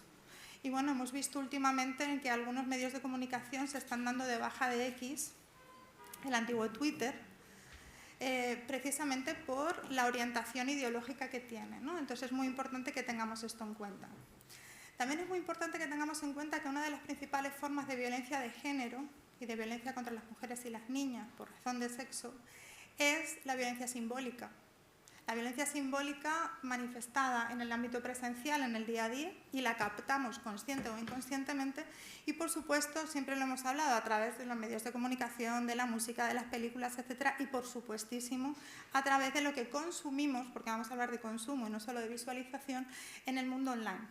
Entonces es muy importante que cuando entramos en el mundo online, la percepción que tenemos de ese mundo online, ya antes de entrar, está condicionada por lo que nos han dicho, por si sabemos que ciertos espacios son de una ideología u otra, son de mayor o menor riesgo para las mujeres y las niñas o para ciertos colectivos, son más o menos amables, existen maneras de participar distintas, ¿no? Entonces ya condiciona también nuestra manera de usarlos, nuestra manera de participar, nuestra manera de visibilizarnos, visualizarnos y también de sentirnos a nosotras mismas en esos espacios, ¿no? Entonces, una vez más, una libertad condicionada por una violencia de género simbólica, ¿no? Y que existe, y que en algunos casos es directa y en otros casos es indirecta y está ahí, ¿no? Los chicos y chicas en las sesiones lo saben, porque lo han oído, porque se lo han dicho en alguna charla o porque lo han experimentado. El que el algoritmo ya decide qué contenidos elimina, qué contenidos visualiza más, qué contenidos, qué delitos de odio permite y qué cosas no permite. Entonces no permite una mujer lactando con un seno al aire, pero sí permite delitos de odio muy graves e imágenes violentas y sexuales bastante poderosas y nocivas, ¿no? Entonces, bueno, esto es muy importante también que lo tengamos en cuenta, ¿no? Esa percepción y esa realidad de la violencia simbólica hacia las mujeres y las niñas, ¿no? Muy importante también lo que produce con respecto a la distorsión de la realidad, porque lo que ofrece es un escenario para que haya gente que se muestre o que se esconda, y esto nos afecta mucho a las mujeres, tanto respecto a cómo nos queremos mostrar o nos mostramos y cómo nos ven, y cómo nos influyen, cómo nos ven, y cómo queremos mostrarnos y cómo queremos participar en estas redes sociales o en estos espacios online que son imprescindibles para la vida diaria. Son imprescindibles para nosotros y nosotras, y todavía más para las y los más jóvenes, ¿no? Pero para todos y todas es imprescindible. Hoy en día, en la mayor parte de los contextos del mundo, están en el mundo online, ¿no? Entonces, es muy importante que todo esto condiciona la participación activa de las mujeres y puede condicionar nuestros derechos sociales y económicos también, ¿no?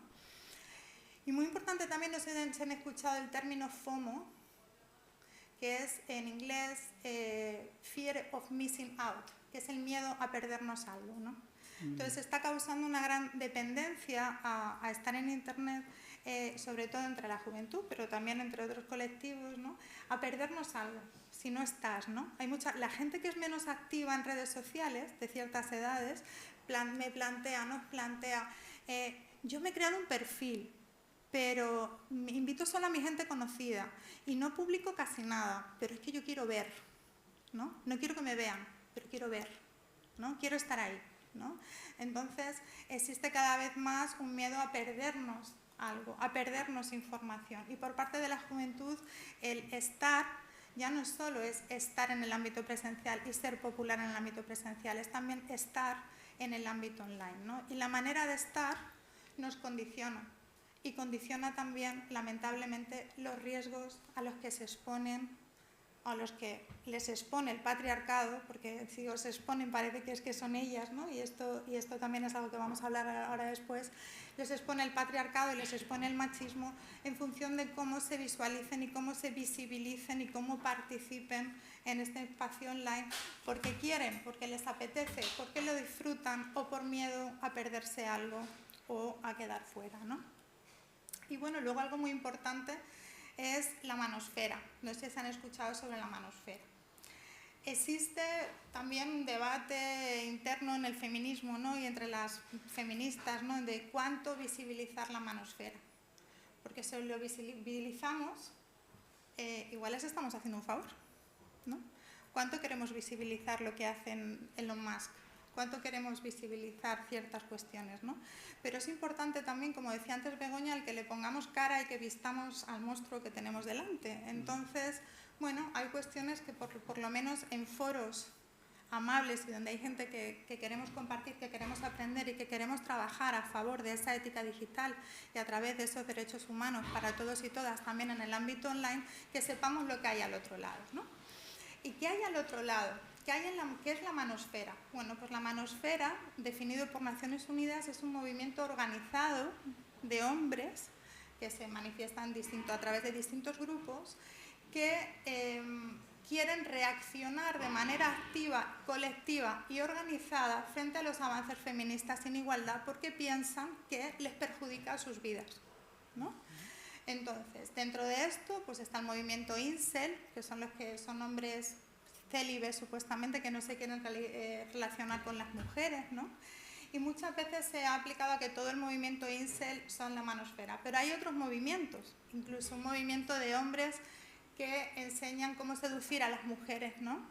Y crean grupos de hombres afines que están creciendo exponencialmente y que suponen como una especie de guarida, una especie de espacio donde los hombres pueden comunicarse y hablar de hasta qué punto les está perjudicando el feminismo, la igualdad y cómo poder luchar contra el feminismo, contra las feministas y contra la igualdad para poder recuperar el espacio y las oportunidades perdidas, ¿no?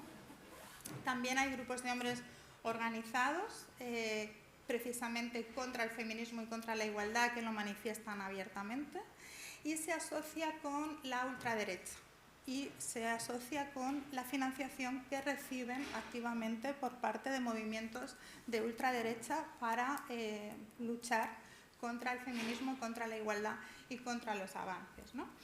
Es muy importante porque también se ven a sí mismos como víctimas e incluso se categorizan como hombre alfa, hombre beta y hombre sigma.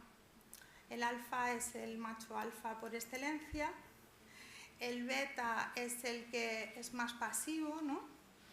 Y el sigma es el que, bueno, tiene un talante un poco más introvertido, pero ahí va maniobrando, ¿no? O sea, tienen ahí sus propias categorizaciones y sus propios, digamos, espacios, ¿no? Para poder analizar cuáles pueden ser las mejores estrategias en función de las capacidades de los alfa, beta o sigma.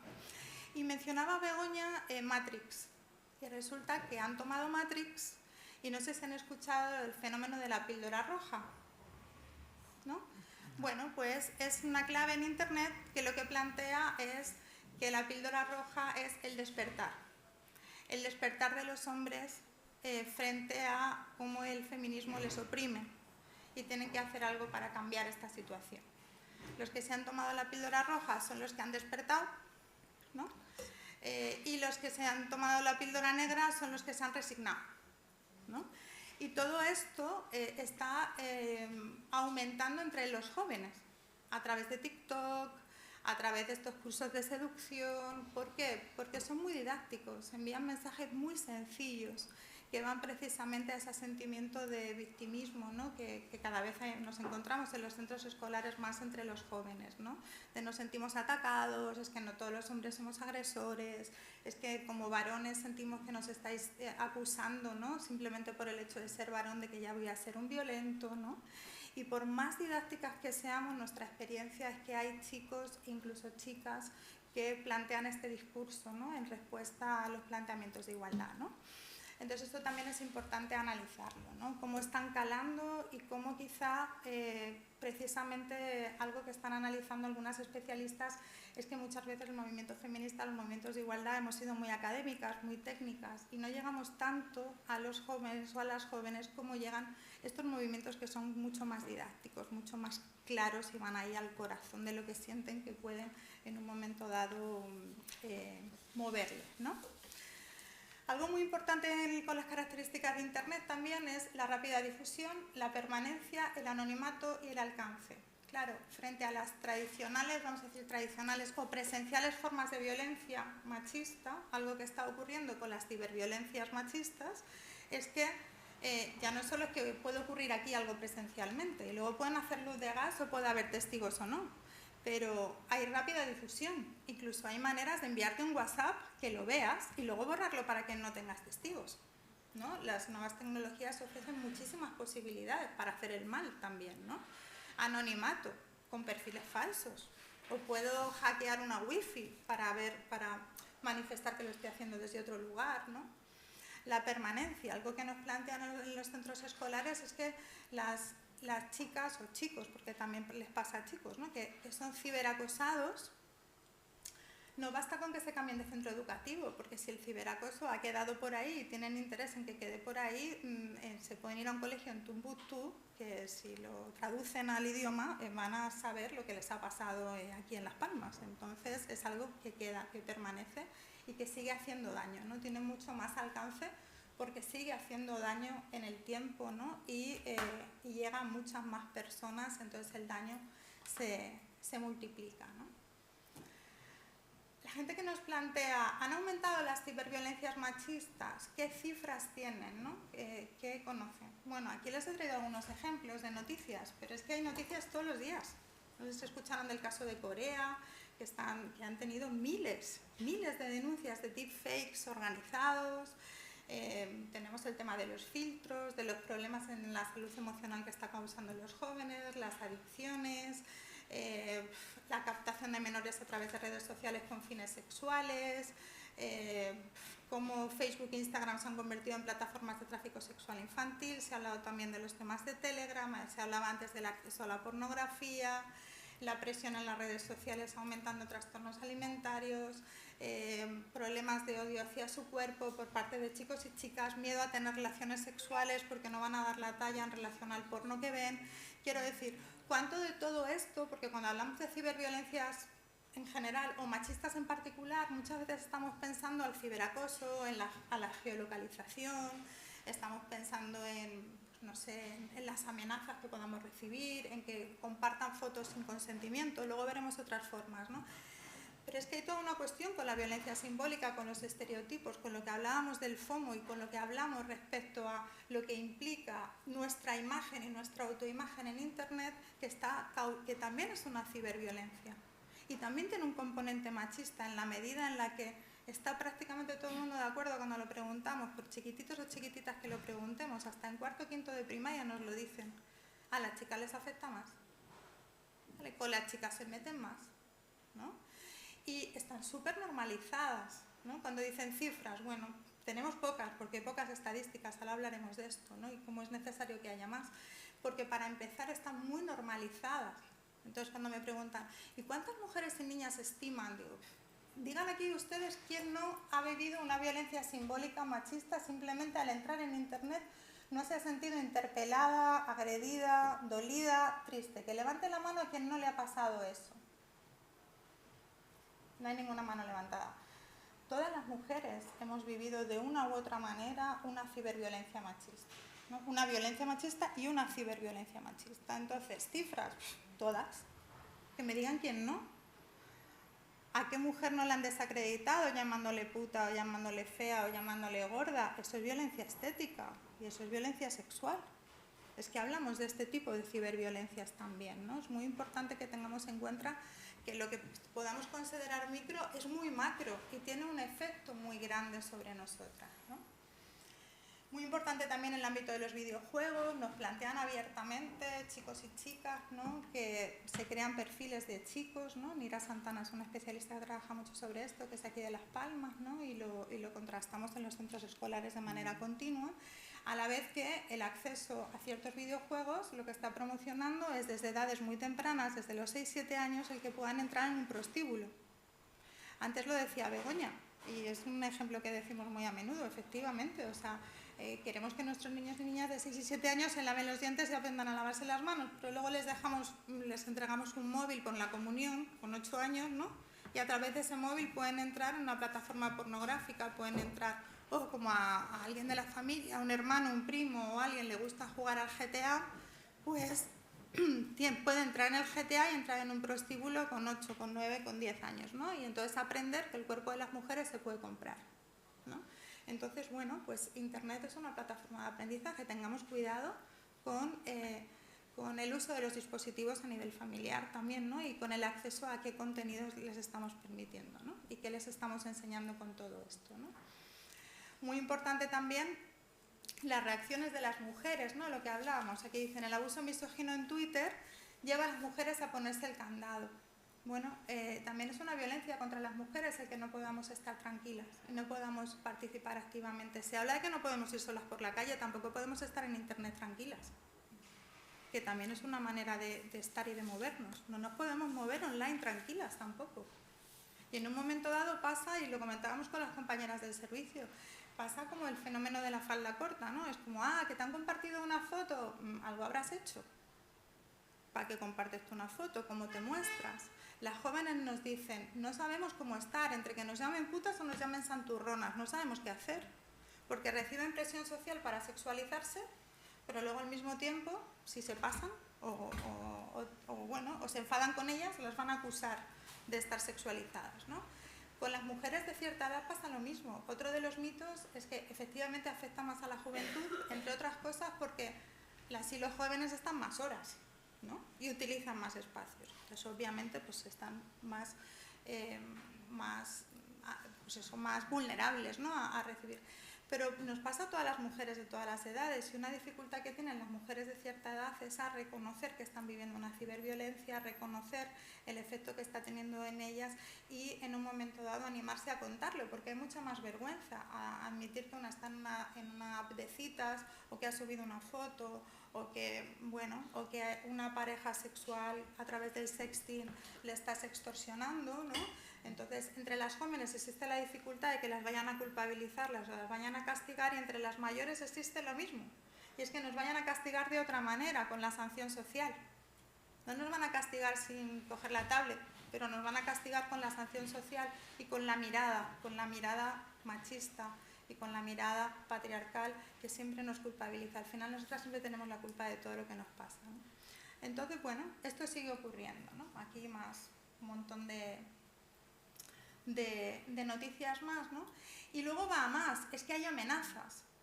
Hay amenazas, y en España por ahora, aunque también muchas mujeres periodistas y políticas están planteando que reciben amenazas y reciben muchísima ciberviolencia grave, en otros países además llegan a ser asesinadas incluso. Se traslada a estas posibles ciberviolencias online, que en un momento dado dicen, bueno, pues quítate de esa red, ¿no? Pues no participes, pues hazte otro perfil, ¿no? Pues bloquéale, ¿no? Como si con eso se solucionara el problema. Y es que existe también el síndrome de indefensión aprendida, y es que las mujeres no nos movemos libres en ninguna parte, porque además ya no es solo el que te amenacen con violarte, es que en el momento en que te amenazan con violarte ya te da miedo a salir a la calle. Porque la traslación de lo ciber a lo presencial también se produce. Y desde luego el miedo lo tenemos, con lo cual ya está habiendo una violencia contra nuestro cuerpo, contra nuestras emociones, contra nuestras libertades.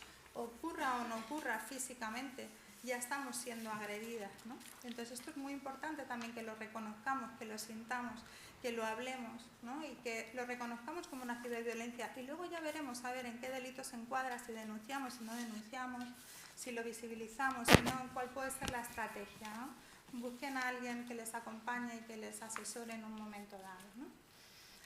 Entonces, bueno, algo que se está planteando es este aumento, que les digo, no tenemos cifras, pero sí que nos llega de todas partes, que es imprescindible trabajar sobre la ética digital, ¿no? Enseñamos a nuestros niños y niñas a saludar, a ser educados y educadas. Bueno, pues hay que enseñarles también cómo participar, cómo relacionarse en Internet, dónde están los límites, ¿no?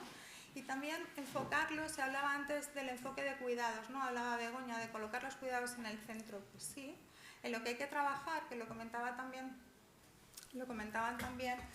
otras compañeras filósofas, ¿no? En lo que hay que avanzar también es ese enfoque colectivo de bienestar, ¿no? De cuidados, ¿no? Como seres humanos, como especie, no ya hombres contra mujeres, mujeres contra hombres. Bueno, hay una realidad, la mayor parte de los agresores son hombres. ¿Eso significa que todos los hombres son agresores? No, pero significa que hay que hacer algo con respecto a los varones, porque esto no para, ¿no? Y contra las mujeres que agredan también, por supuestísimo, pero es que hay una cuestión objetiva, hay unas cifras, o sea, lo pueden negar si quieren, pero hay unas cifras muy claras en las cifras que tenemos de quiénes son los que delinquen con más frecuencia y quiénes son con más frecuencia las víctimas. Entonces, bueno, hay un factor de género, de discriminación, de misoginia ahí, y hay que ir a la raíz del asunto y hay que trabajarlo, y trabajarlo conjuntamente, ¿no? Entre todos y todas, ¿no? Y desde edades jovencísimas. Nos están pidiendo ya talleres para niños y niñas de 6 años. Estamos viendo a ver cómo abordarlo con 6 años, ¿no? Entonces, bueno, ¿cuáles son? Pues claramente, pues toda conducta de violencia de género cometida en espacios como Internet, etcétera, etcétera. Está muy clara la definición, pero luego tenemos dudas en la práctica. Por ejemplo, en los centros escolares se está clarificando el que si existe un problema de convivencia a través de un grupo de WhatsApp del centro escolar, el centro escolar tiene que intervenir porque está afectando a la convivencia dentro del centro escolar, aunque el hecho haya ocurrido fuera del horario del colegio, ¿no? O del centro educativo. Es que es importante el ir actualizando los protocolos, el ir viendo qué dificultades tenemos, qué dudas tenemos, quién tiene que intervenir, cómo se tiene que intervenir, ¿no? Por ahora, en los centros escolares se está interviniendo a través de los protocolos respecto a violencia de género o los protocolos de convivencia, ¿no? de acoso, ¿no? Entonces es importante también analizar y ir viendo sobre la casuística cómo hay que adaptar esos protocolos, ¿no? Para abordar este tipo de cosas, porque muchas veces son los docentes de secundaria los que con 12 años les piden al alumnado que se hagan un grupo de WhatsApp para hacer los trabajos escolares, cuando se está recomendando que los niños y niñas y jóvenes no tengan móvil hasta los 14 o hasta los 16 años. Pero entonces, ¿qué pasa? Lo que nos plantean todas las familias, ¿cómo encuentro un equilibrio entre lo que yo pienso y creo que es mejor para mis hijos e hijas, lo que me están pidiendo desde el centro educativo, que también hay algunos que se están cambiando de centro educativo, si no están de acuerdo con el planteamiento del centro educativo con respecto a los usos digitales, porque hay variaciones, ¿no? Hay algunas cuestiones desde el Gobierno de Canarias y hay otras que hay variaciones, ¿no?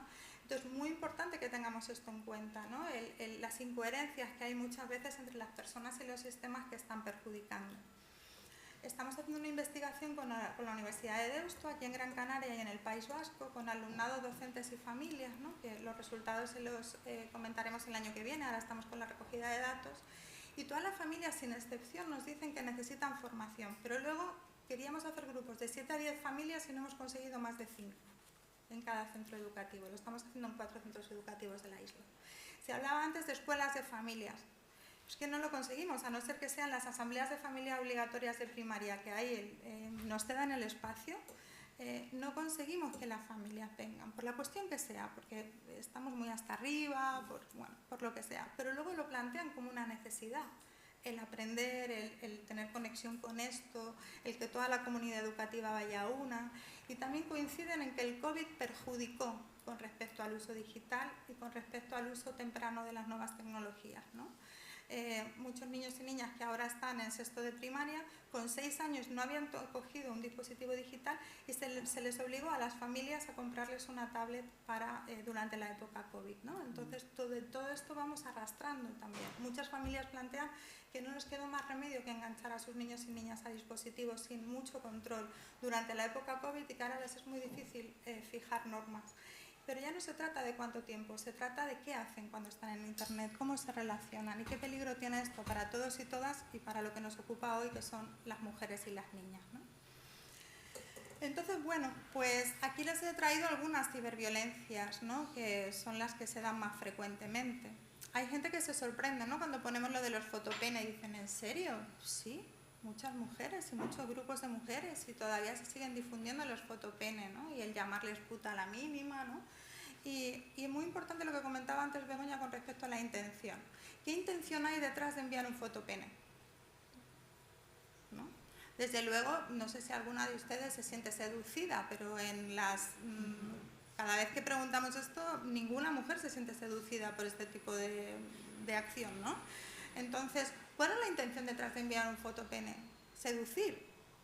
¿O de alguna manera imponer miedo? ¿Ejercer control? No sé, ¿qué es lo que hay detrás, ¿no? Porque lo hacen, ¿no? Igual que hay detrás de dibujar penes por toda la ciudad, ¿no? Hay todo un tema con el pene, ¿no? Con la falo... exhibicionismo, ¿no? Entonces, bueno, pues hay que analizar qué hay detrás de todo esto. Cuando un niño chiquitito de repente de 8 o 9 años dibuja penes, ¿no? ¿Qué necesidad tiene? ¿Qué es lo que está queriendo mostrar ahí, ¿no? Entonces, el que dibuja penes de repente en la clase o para hacer la gracia, luego envía un fotopene para hacer la gracia también a un grupo de WhatsApp del cole, ¿no? Cuando no envían pornografía más dura porque están en la edad de a ver quién es más burro, ¿no? Y antes es a ver quién es más burro, quién dice el taco más gordo, pero es que ahora a ver quién es más burro, quién envía la pornografía violenta más grave al grupo de WhatsApp, ¿no? Entonces, esto es muy importante también, ¿no? Que lo tengamos en cuenta. Luego, ¿qué más se está dando? Se está dando grooming. hay un riesgo, y esto los chicos y chicas son conscientes también, cada vez más en los centros escolares, de que a través de los videojuegos pueden entrar, si admiten gente que no conocen, ¿no? Personas que no son de su edad. Esto lo tienen clarísimo y lo detectan y les bloquean, ¿no? Esto desde los 8 o 9 años, imagínense.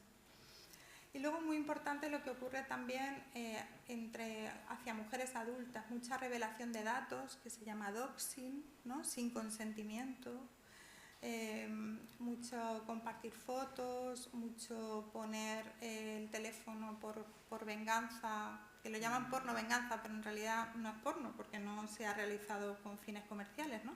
Pero es venganza de pareja o expareja, ¿no? Suplantaciones de identidad, ¿no?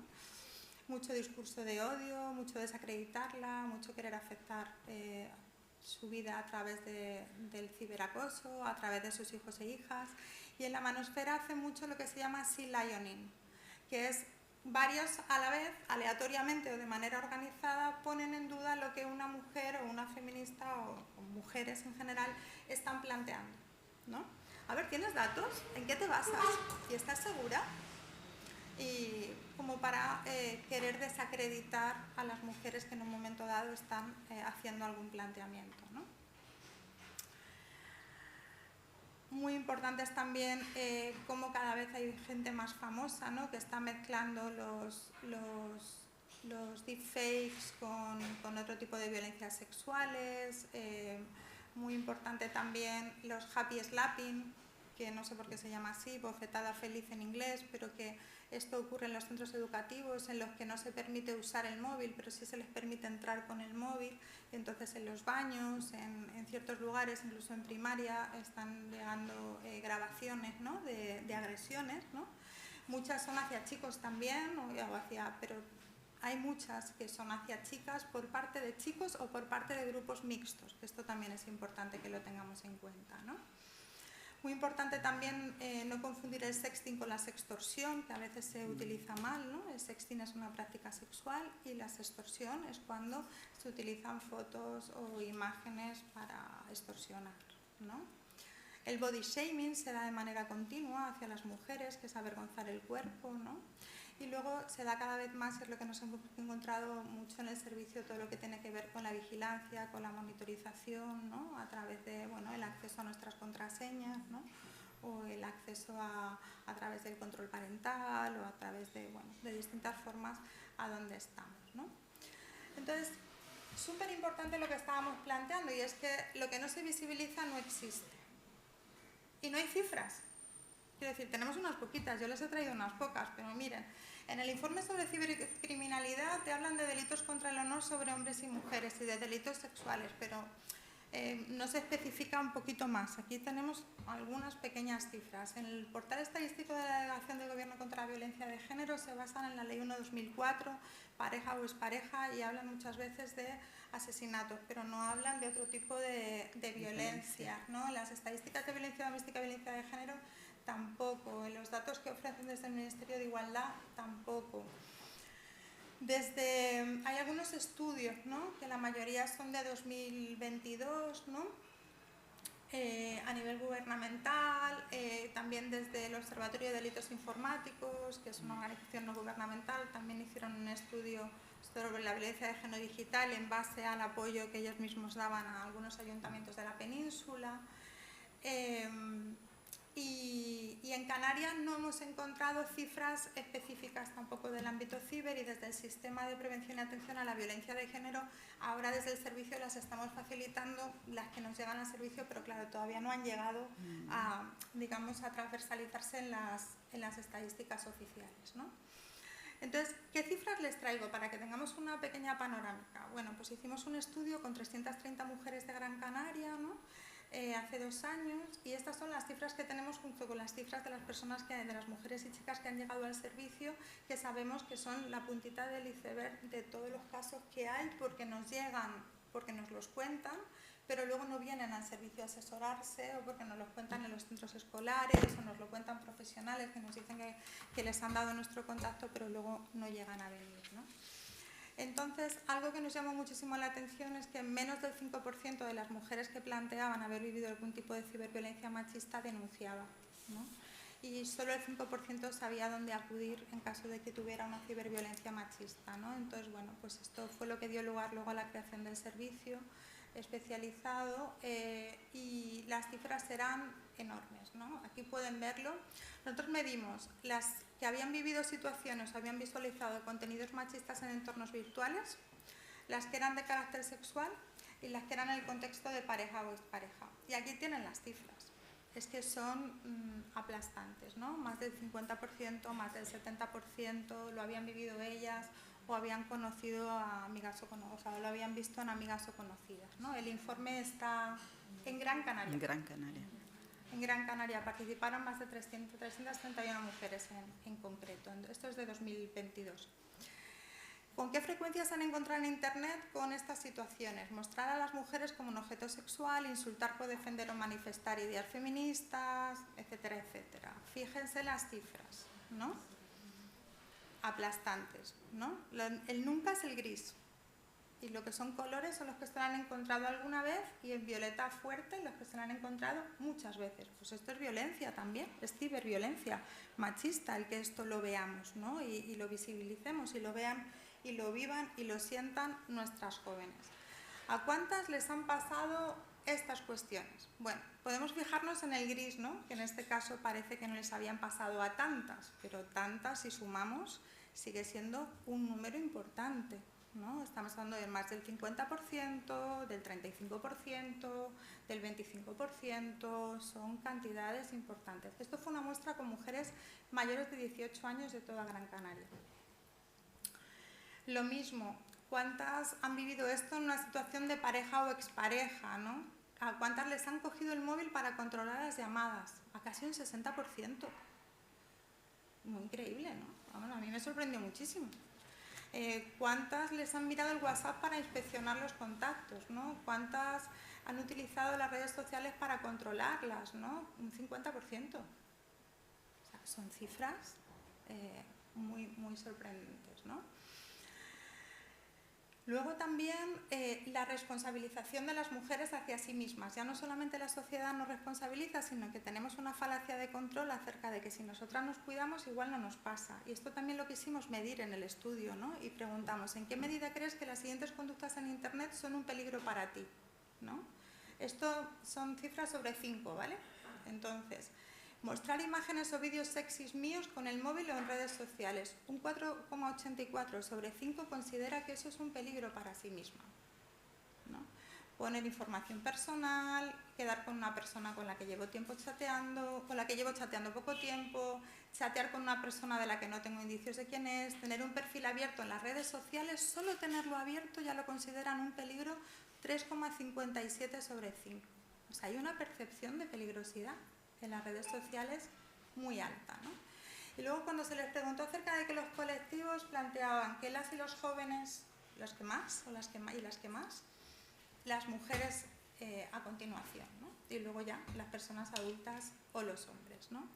Y luego, como comentaba, hay un indicador de que las mujeres más jóvenes efectivamente son las que tienen más riesgo, ¿no? Aquí podemos ver algunos testimonios, esto los pueden ver en el informe también, ¿no? Por no extenderme porque quiero contarles muchas más cosas, pero lo pueden ver en el informe. En el informe hemos recogido también testimonios de cómo se han sentido incómodas, han sentido esta violencia, han sentido que las redes pueden estar condicionadas, pero que al final son los seres humanos los que les dan un buen uso, les dan un mal uso. Hablan también de cómo se controlan, ¿no? De la autocensura en redes sociales, ya no solamente el que nos insulten, es que nosotras ya pasamos un filtro de autocensura previo en lugar de poder estar libremente, ¿no? Entonces, bueno, muy importante. El resto de datos del estudio los pueden consultar ahí. Y luego quería traerles también algunos datos respecto a lo que venimos trabajando desde el servicio, como desde octubre del año pasado, ¿no? Entonces, lo que nos hemos encontrado es que las mujeres que han acudido al servicio son de todas las edades, no necesariamente adolescentes, ¿no? Esto, bueno, eso no quiere decir que no exista en la adolescencia, sino que, bueno, por algo que todavía no hemos analizado, lo que nos plantean en los centros escolares es que muchas veces se gestiona con el propio centro escolar dentro de los propios protocolos de convivencia, ¿no? Entonces, en muchos casos no llega la denuncia. sino que lo gestionan en el propio centro educativo con las familias, ¿no? O las cambian de centro educativo. En torno al 40% de los casos incluye difusión y grabación no consentida de imágenes sexuales las que han venido al servicio. Y más del 50% de los casos incluye el ciberacoso. Algo que también nos ocurre es que algo súper importante es rescatar la evidencia, ¿no? Y desde el servicio no tenemos los medios suficientes y tampoco, por otro lado, nos compete del todo el manipular o llegar a esos centros, a esos dispositivos, sino que son las fuerzas de seguridad del Estado los que en un momento dado, o sea, nosotras podríamos llegar, o la propia mujer podría llegar a través de cierta asesoría que les hemos ido dando, pero en otros casos se necesita un peritaje más exhaustivo y lo que ocurre es que no existen estos medios, ¿no? Y desde las fuerzas de seguridad del Estado saben que no existen, entonces en muchos casos, salvo que sean graves, en caso de menores o en casos de pornografía infantil o en casos muy graves, a las mujeres que acuden a consultar o a denunciar les dicen que cambien de móvil, que cierren el perfil, que bloqueen, ¿no? Y ni siquiera muchas veces les recogen la denuncia, ¿no? Entonces, bueno, esto es importante también que lo tengamos en cuenta, que pasa como hace años con la violencia psicológica, es como, mira, resuélvelo tú a tu manera, como puedas, porque esto no va a llegar a nada, porque no lo puedes probar, porque a ver quién va a mirar tu teléfono, porque, bueno, entonces esto muy importante, ¿no? También la mayor parte acuden por delitos relativos a la vulneración sufrida en intimidad y a la propia imagen, con la revelación de secretos, ¿no? Como comentábamos, ¿no? Y también muchas amenazas y coacciones a través de redes sociales y de mensajería. También algunas estafas, quebrantamiento de condenas, que contactan con ellas por medios digitales estando vigente la orden de protección. Y es muy importante la recuperación de, como decía, de esas evidencias digitales, ¿no? Y luego también por muchas sospechas de geolocalización que a veces podemos comprobar y otras veces no, con cuestiones como, mira, es que si aparece siempre en el sitio donde estoy, ¿no? Y ya no sé cómo se ha podido enterar, bueno, muchas veces no tenemos la capacidad para determinar exactamente qué es lo que, cómo lo hace, ¿no?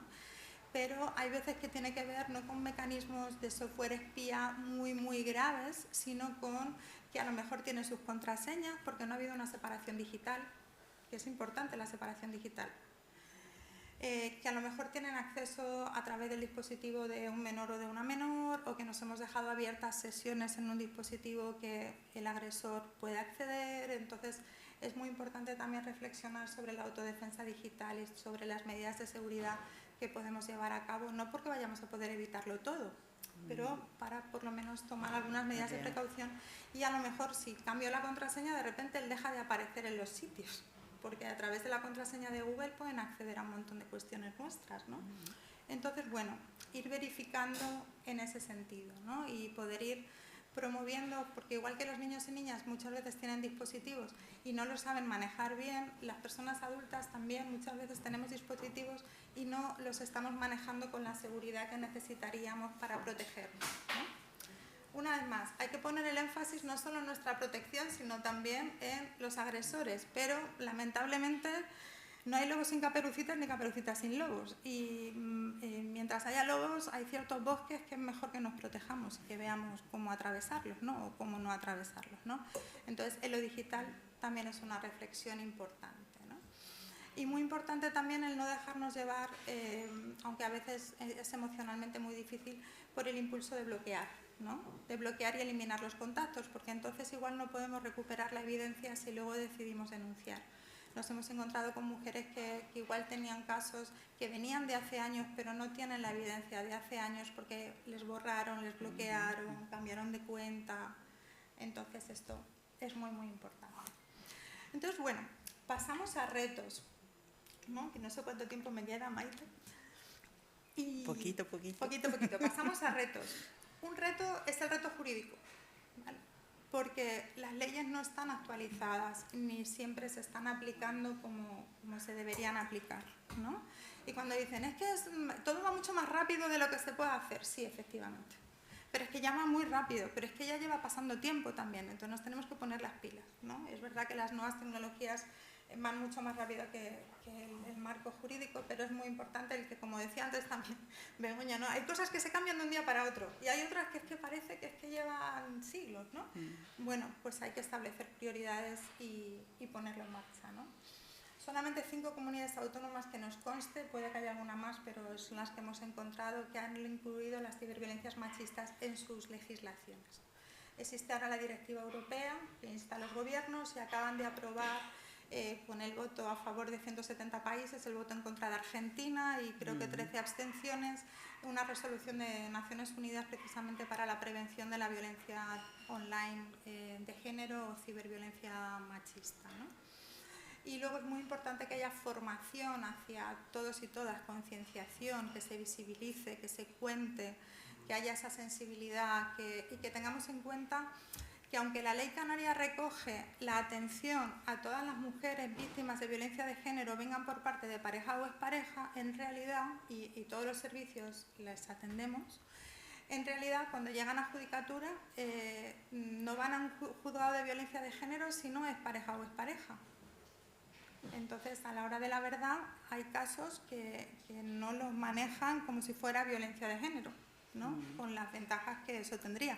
No se puede acreditar a una mujer que haya vivido una ciberviolencia machista, y decir digital además, si no ha sido por parte de pareja o expareja. Entonces, bueno, pues hay que también ir viendo un poco este tipo de dificultades que se van encontrando, ¿no? Sigue habiendo mucha revictimización social porque siguen siendo muy, muy culpabilizadas, ¿no?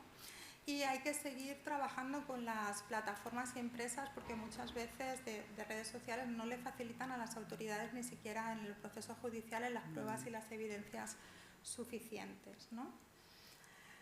Entonces, bueno, pues hay que ver cómo denunciar esto, cómo aumentar la presión colectiva, cómo poner el foco en los que delinquen, cómo poner el foco en qué es lo que hay detrás de que siga aumentando la manosfera y sigan aumentando los chicos varones que con el acceso a la pornografía, el mantenimiento del patriarcado y bueno, y los retrocesos que ha habido y las respuestas ante los avances, las nuevas generaciones en algunos casos han mejorado mucho y en otros casos están utilizando los medios digitales para infringir violencia machista hacia las niñas y chicas de una manera muy grave. Además están utilizando de manera sistémica las redes sociales también para captar niñas para trata.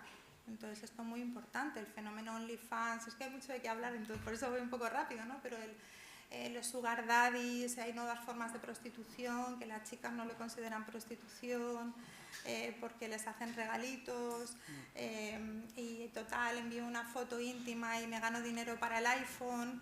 Entonces, bueno, está habiendo mucha necesidad también de educación afectivo-sexual y de educación en inteligencia emocional y social digital, que esto es muy importante también, ¿no? El cómo gestiono mis emociones y mi necesidad de aprobación en el ámbito digital, ¿no? Y hasta dónde llego para conseguir esa aprobación. Y esto, niñas jóvenes, pero niñas, o sea, mujeres adultas también, ¿no? Muy importante crear grupos de apoyo, muy importante revisar los mecanismos de reparación, muy importante difundir todos los recursos que existen. Termino ya en un minutito. La web del servicio, que tienen el QR en los folletitos que hemos dejado fuera, tiene más de 100 recursos sobre ciberviolencias machistas, entre los que hay guías para familias, guías para docentes, legislaciones, vídeos dirigidos a primaria, secundaria, propuestas didácticas en ética digital, que hemos elaborado desde Opcionate o que hemos identificado de otras entidades, por supuesto, ¿no? Entonces, nos parece una buena manera para que la gente se pueda formar, pueda acceder a esto a nivel personal y también a nivel profesional, ¿no? Y si identifican algún recurso que crean que debe estar ahí, les agradecemos si nos lo indican para que lo podamos subir, ¿no? Que se conozcan los servicios de atención, que se difundan y que haya, por favor, más estadísticas, más datos, más recursos para la recogida de evidencia, ¿no? Y que haya una implicación de toda la sociedad, ¿no? Que veamos, decían antes también, que pedimos a los hombres que den un paso adelante, por favor, para que esto pueda cambiar, porque lamentablemente nuevas formas de violencia de género no es que sustituyan a las anteriores, es que se suman a las anteriores, con lo cual el fenómeno es creciente, urgente y está afectando a la salud mental de nuestros y nuestras jóvenes y de muchas mujeres del planeta, que recordamos que somos más del 52% de la población. Y bueno, aquí al final muy rápido, pero habrá más tiempo después para seguir hablando de esto. Sí. Muchas gracias. Bueno, vamos a hacer un pequeño descansito para tomar un café, pero quiero agradecerle a Raquel Játiva el diseño de nuestras portadas, de nuestras jornadas, a Nemesis 2.0, a Esther Pérez Verdú, que están aquí detrás con el equipo, con Alicia y Paloma, que están retransmitiendo en streaming, y un equipo de mujeres fantástico. Muchas gracias. Vamos a tomar un café.